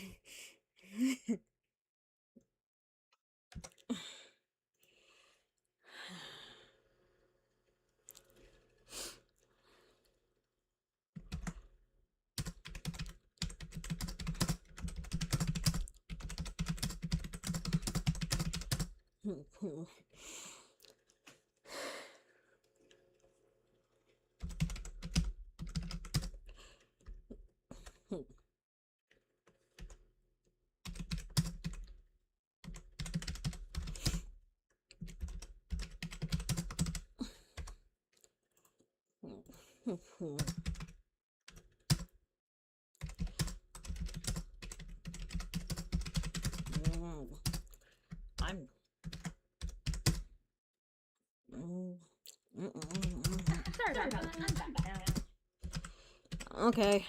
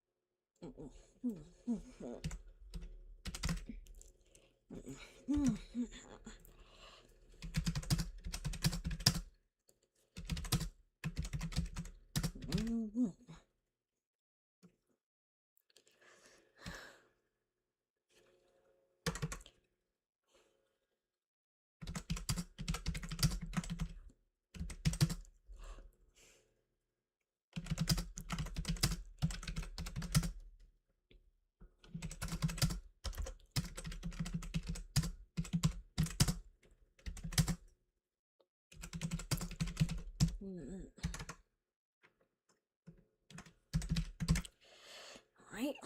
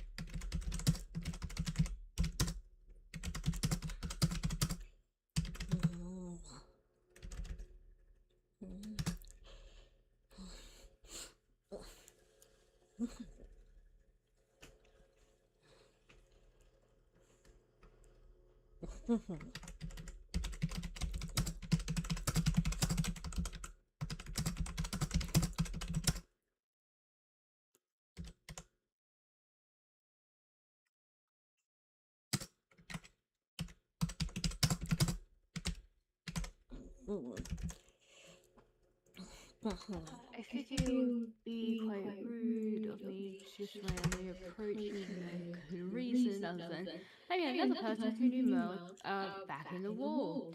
So I decided it would be better to approach if you approach me first and we would get to know each other that way. And it wasn't until the Amity Ball of 2021 at your school friendship when one of you finally did, which was our meeting at the dessert table of that event. We got to talking and became fast friends. Everyone introduced me to the rest of you, but I shamefully couldn't work up the nerve, especially after what happened with you guys in August 2024.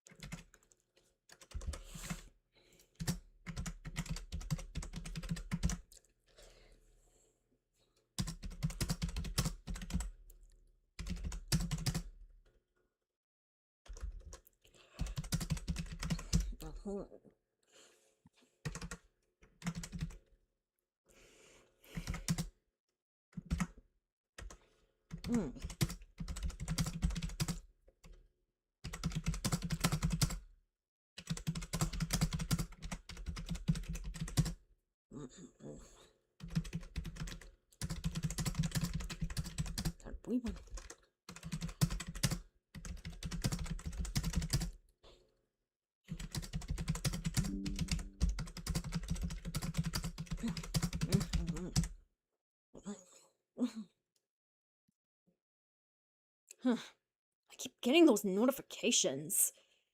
I don't even know what they're for.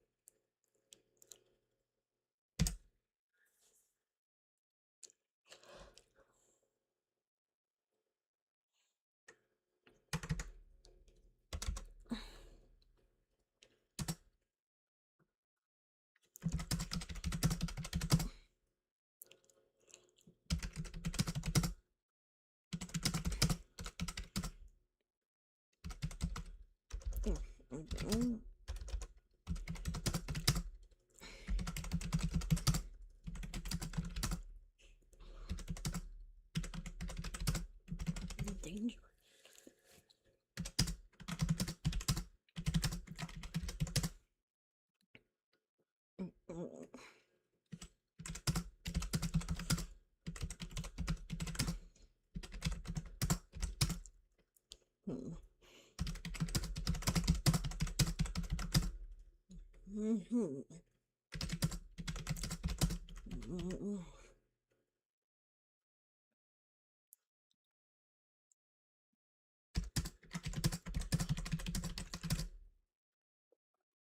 And with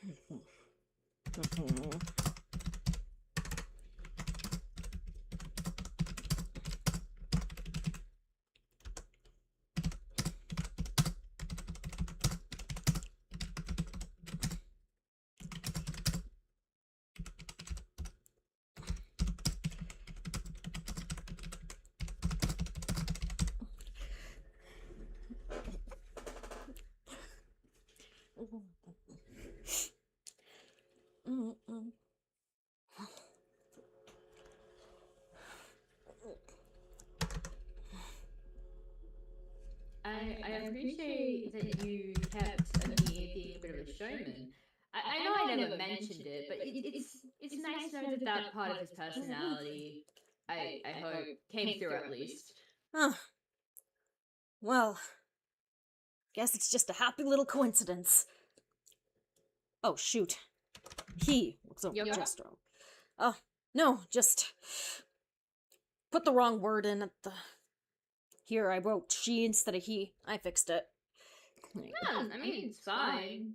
While I use he, him for Amir, and I usually refer to him with more masculine pronouns, he is gender fluid. Ah. Okay.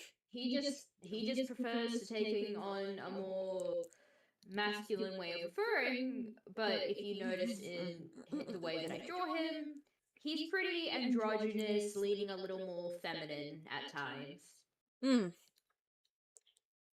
All right. Good to know. Shoot, I forgot what I was gonna put here.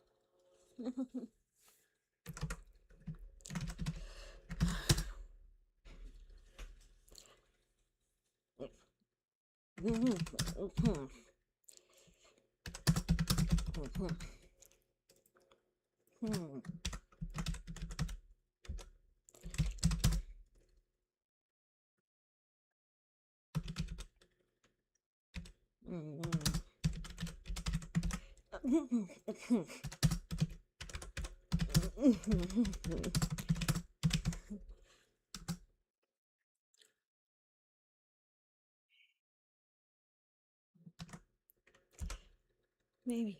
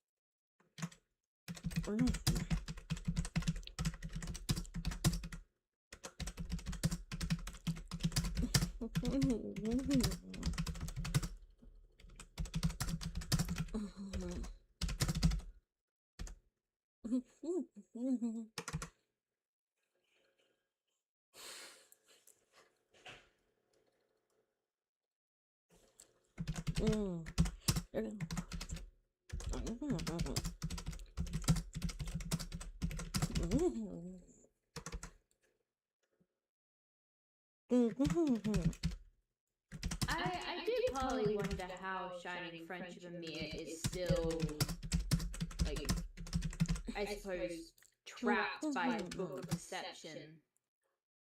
No, that was meant to be a joke. That was meant to be a joke. Okay. Considering, like, you know, this whole riddle was kind of like an elaborate scheme to get the team to come find him, you know, rather than just him going up to them and speaking to them himself. But, yeah. Let me... Okay, there we go. Oh, no.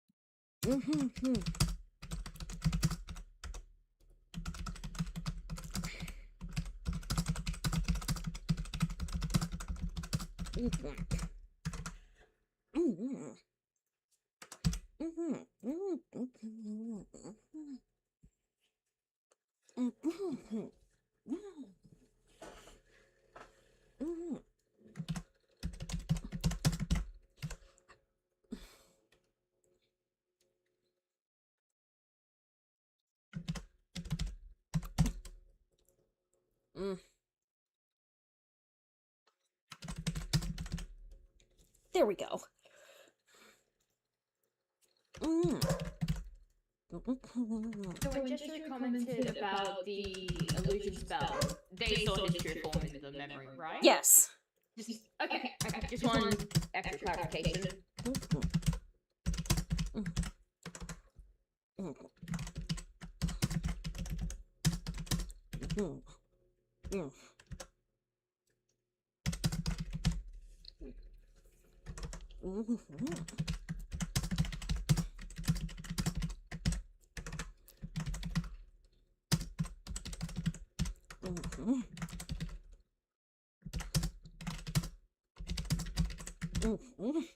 Another fun fact about Amir. With his nature being a monster, whenever he teamed up with Nexonites, in my writing, so this would also be within Shining Friendship with Nexo powers, he can get affected by Nexo powers.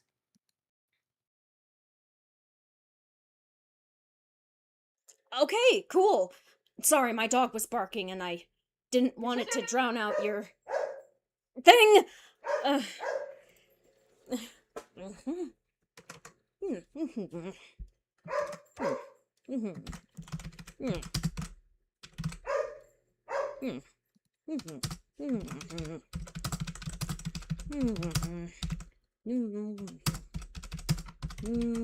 It wouldn't like hoof Amir like it did with like the monsters in the first series. It more so burns him, so he has a chance to get away before he would have been, I guess, sent back to the Book of Monsters if it was still around. Okay.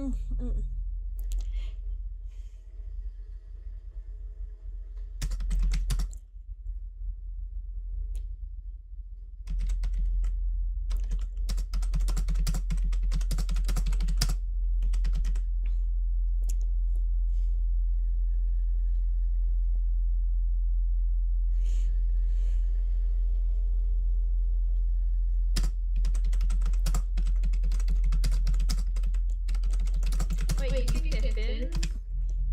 So my old drawing really was not great.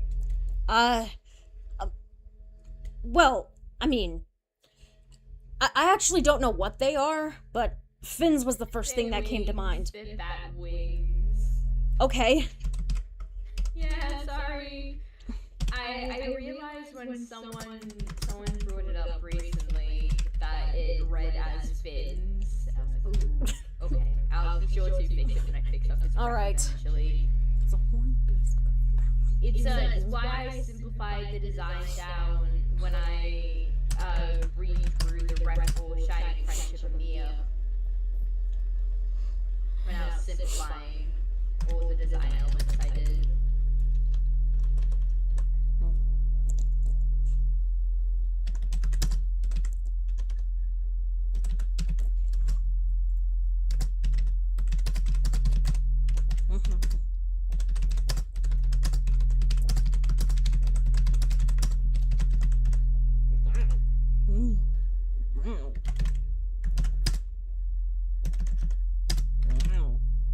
Since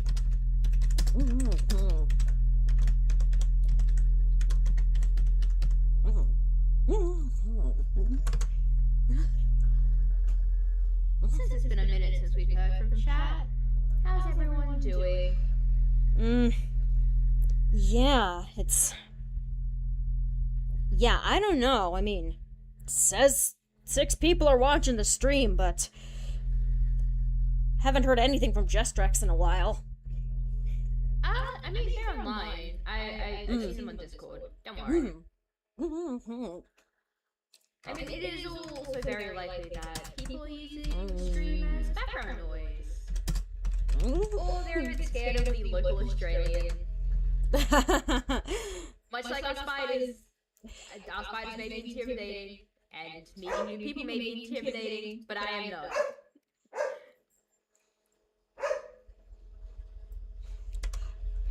Okay. And I figured as much. That's why Valiant. I'm sorry. I know Alex said your name, but I completely blanked on it. Lucas. His name is Lucas. Lucas. I'll do my best to remember that.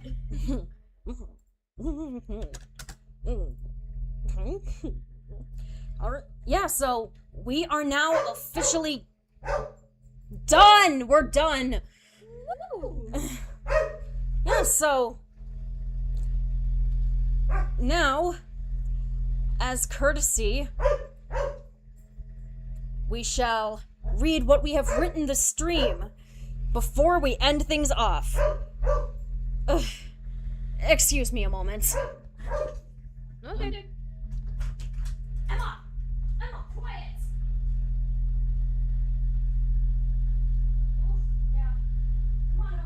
For those watching and have been working on projects on the side, do remember to have a break, have some water, have something to eat if you haven't, and unshrimp yourself if you are drawing. I know how it is, artists. Shrimp posture is comfortable to draw, but not comfortable in the long run.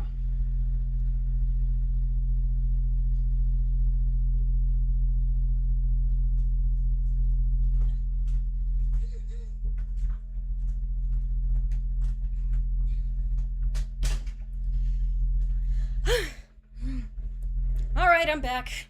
Had to take care of my dog. Alright. Now, let us begin. The other group soon finds themselves in the Blackwood Forest. The Leaf's trail still bright as ever. Why is the Leaf taking us through here? Shortcut? She was bouncing along happily beside the rest of the group. Gregory long since gotten off her back. I just hope we're not out here too long. Not having any real illumination in a dark forest like this at night is really... Halt, travelers! Everyone stops as a band of dark figures stops them in their tracks. Who's there? He shines his light spell in front of the group, and they're met with... threatening-looking people. People Jestro recognized. Oh, it's you people. You people! The leader of the group turns on an oil lamp and lights up the rest of the area. Upon finally seeing what they were dressed in, the rest of the team understood Jestro's unenthusiastic reaction. You dare disrespect us? The guardians of the Blackwood Forest? The group share a look with each other, then blink at the other group. Is this some sort of joke? Joke! You dare stop all the yelling! You're clearly just random people cosplaying as the knights who say knee from Monty Python. The other group doesn't reply. And what you're doing out here in the middle of the woods this late is beyond me. The group of cosplayers take off their headpieces. Alright, you got us. So, what, you just go around messing with people? Other members from the other group speak up.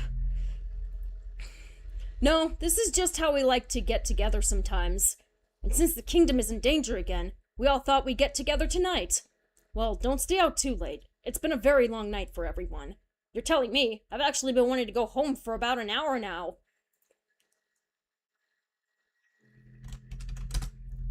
So you guys really aren't protectors of these woods? No, we are not.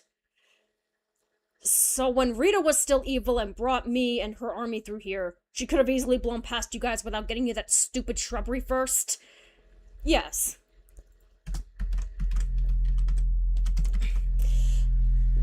But it's a good thing she didn't. After all, how else would we have gotten that signal ping out to you back then?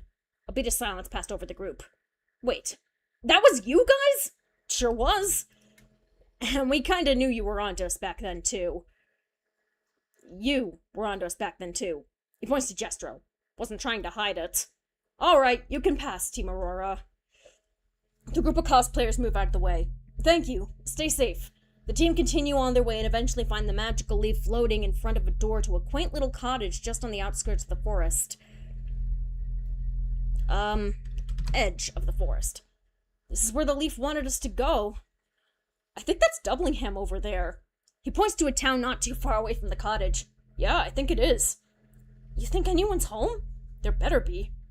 Else we would have gone all the way out here for nothing. He takes the leaf out of the air and knocks on the door. They wait several minutes, but no one comes to answer. And nobody's home. They're probably sleeping. It's the middle of the night. Yeah, let's give them some more time. I don't care, I'm knocking again. He raps on the door again, and this time a large dark figure, passes by the window. Whoa! He stumbles back and the group all watch in surprise as a yellow eye comes into view. It widens as it sees them, and the form darts away from the window. Does a monster live here? It's probably just their pet. Well, it sure is a big one. Just then, a magical seal lights up on the door and dissipates, taking the team back a bit more. Not long after, the door opens, revealing a person with dark hair tied back in a ponytail. Team Aurora! At last, we finally meet! Hello. Ah, a fan. I guess you can say that. Come on in. He opens the door wider and lets the group in. It was a homely place. Not too eye-catching. But it did the job. Can I get you guys anything? Coffee? Tea? You have come all this way. Got any black tea? Coming right up. He levitates a teapot over, his hands glowing with pale yellow magic. To everyone's surprise, he casts a fire spell underneath the pot and it begins whistling instantly. He then levitates over a bag of black tea, puts it in a teacup, pours the boiling water into the cup and over the bag, and levitates it over to Nathan. Here you go. Wow, thanks, man. You're a wizard? Warlock, actually. Allow me to introduce myself. My name is Amir Sinister, and I bid you welcome to my home. Everyone expressed their amazement at that. Cool, another magic man! Let me guess, Aaron Fox sent you? What? No, he didn't. Yeah, we were just trying to figure out our next course of action, and Aaron suggested we check Murloc's tower. Then we found your journal page behind the mirror, and... He trails off as he remembers the way Aaron phrased the suggestion and the tone of voice he used. The pieces slowly fell together. That cocky SOB, he did send us! Amir laughed. Yep, that sounds like him, all right. So Aaron knows you? Why didn't he ever tell us? That's actually been part of a long-running scheme the two of us have had for 5 years now. What is... Amir quickly floats a teacup to Axe's lips before he could continue. How about I tell you everything? Yes, we would very much like to know what's going on. Excuse me. Then sit back and observe my tale as I tell it.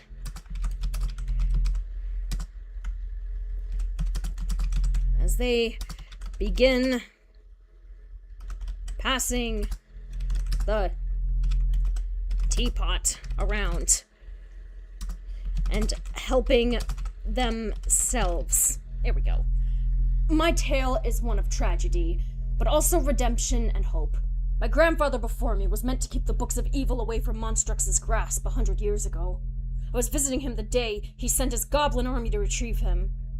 My grandfather fought valiantly, but it was soon overcome by the strength of the opposing army. Being a young magic caster myself at the time, I wasn't going to let myself sit by and watch him be defeated. So in a rash move, I tried using the power of the Book of Deception, and it went horribly wrong.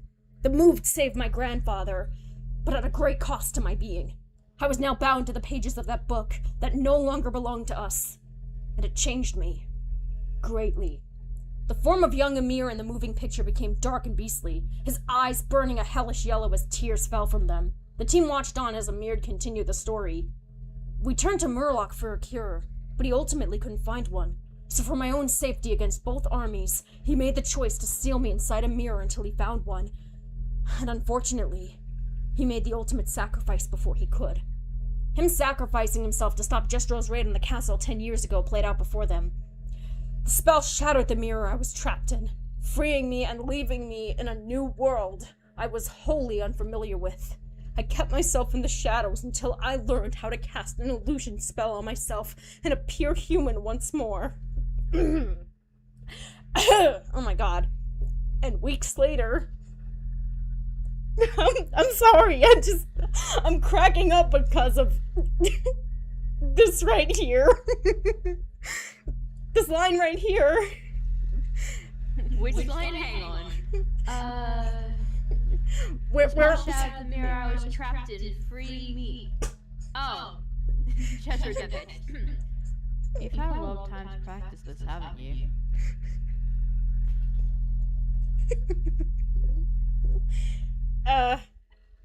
Yeah. Also, while we're taking a brief pause, you could rephrase Amir saying when he was a young magic user to just saying that he was his grandfather's apprentice. Okay. That's essentially what he was, anyways. Sure.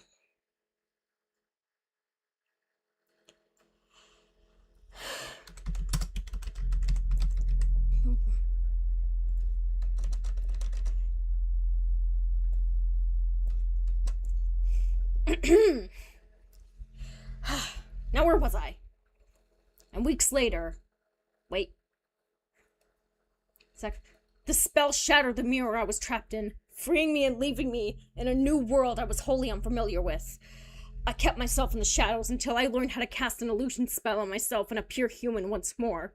And weeks later, the books of evil were destroyed. God damn it. Just ruined Clay bestie moments. Do you want me to take over for a minute? Yes, I'm sorry. Cause, you know, when I write funny lines that make me laugh, that make even me laugh, then you know they're good. Same if they make me cry or make me... So, go ahead, continue. Okay. I'll just start from the beginning of the line. The spell shattered the mirror I was trapped in, freeing me and leaving me in a new world I was wholly unfamiliar with. I kept myself in the shadows until I learned how to cast an illusion spell on myself to appear human once more. And weeks later, the books of evil were destroyed, and my binding to the book of deception was destroyed. I was destroyed with them. Free,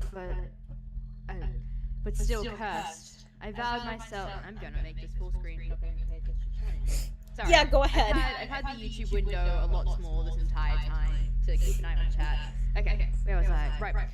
Free, but still cursed. I vowed myself to help fight against Monstrux's new reign of terror however I could. I was part of relief force sent to bring people to safety when needed. And I watched you, Team Aurora, through it all. Your resolve to save this fair land has given me courage to be part of the new era of electronic gadgetry and steel beings who can walk and talk, even if I still don't fully understand it. You've had a lot of time to practice this, haven't you? Drink your tea, Jestro. You're cranky. Jestro rolls his eyes and takes a big gulp of his tea. Then I have to count the stream delays for... Okay. Scroll down. Alright.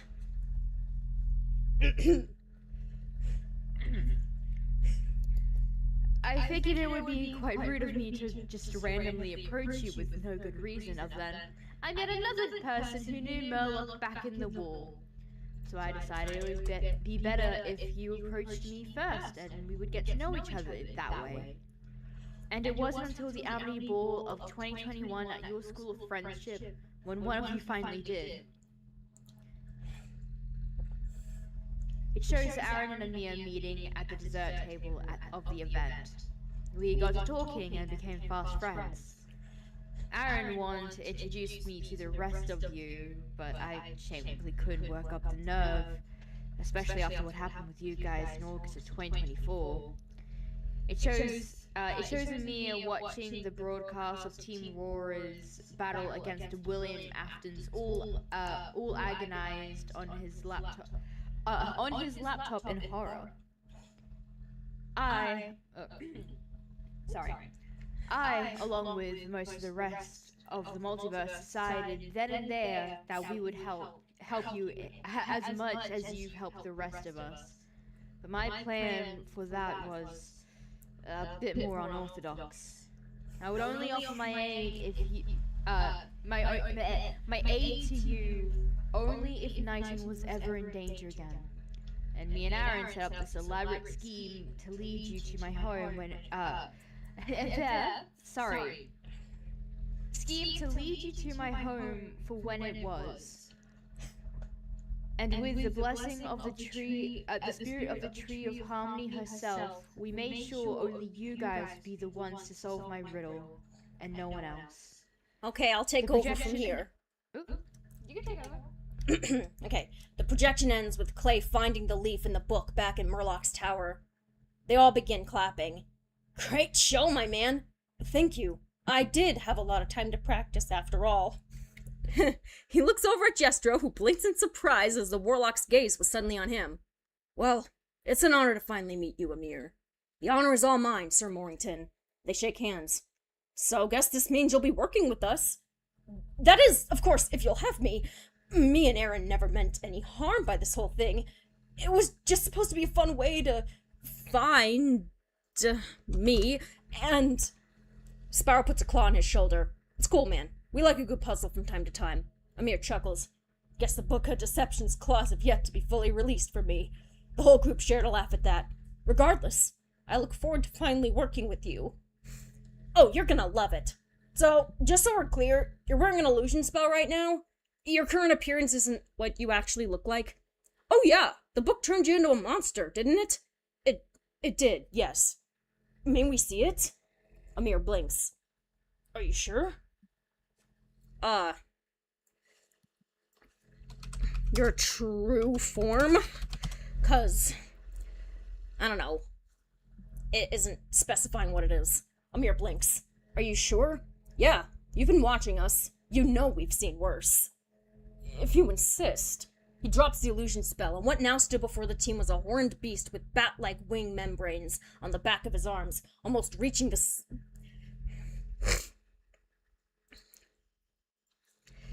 And standing so tall, he almost reached the ceiling of the cottage. His pale yellow eyes gazed down at them, just like they had through the window.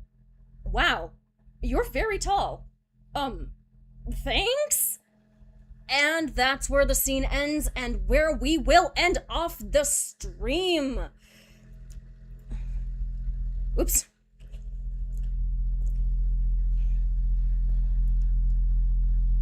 Oh, for real?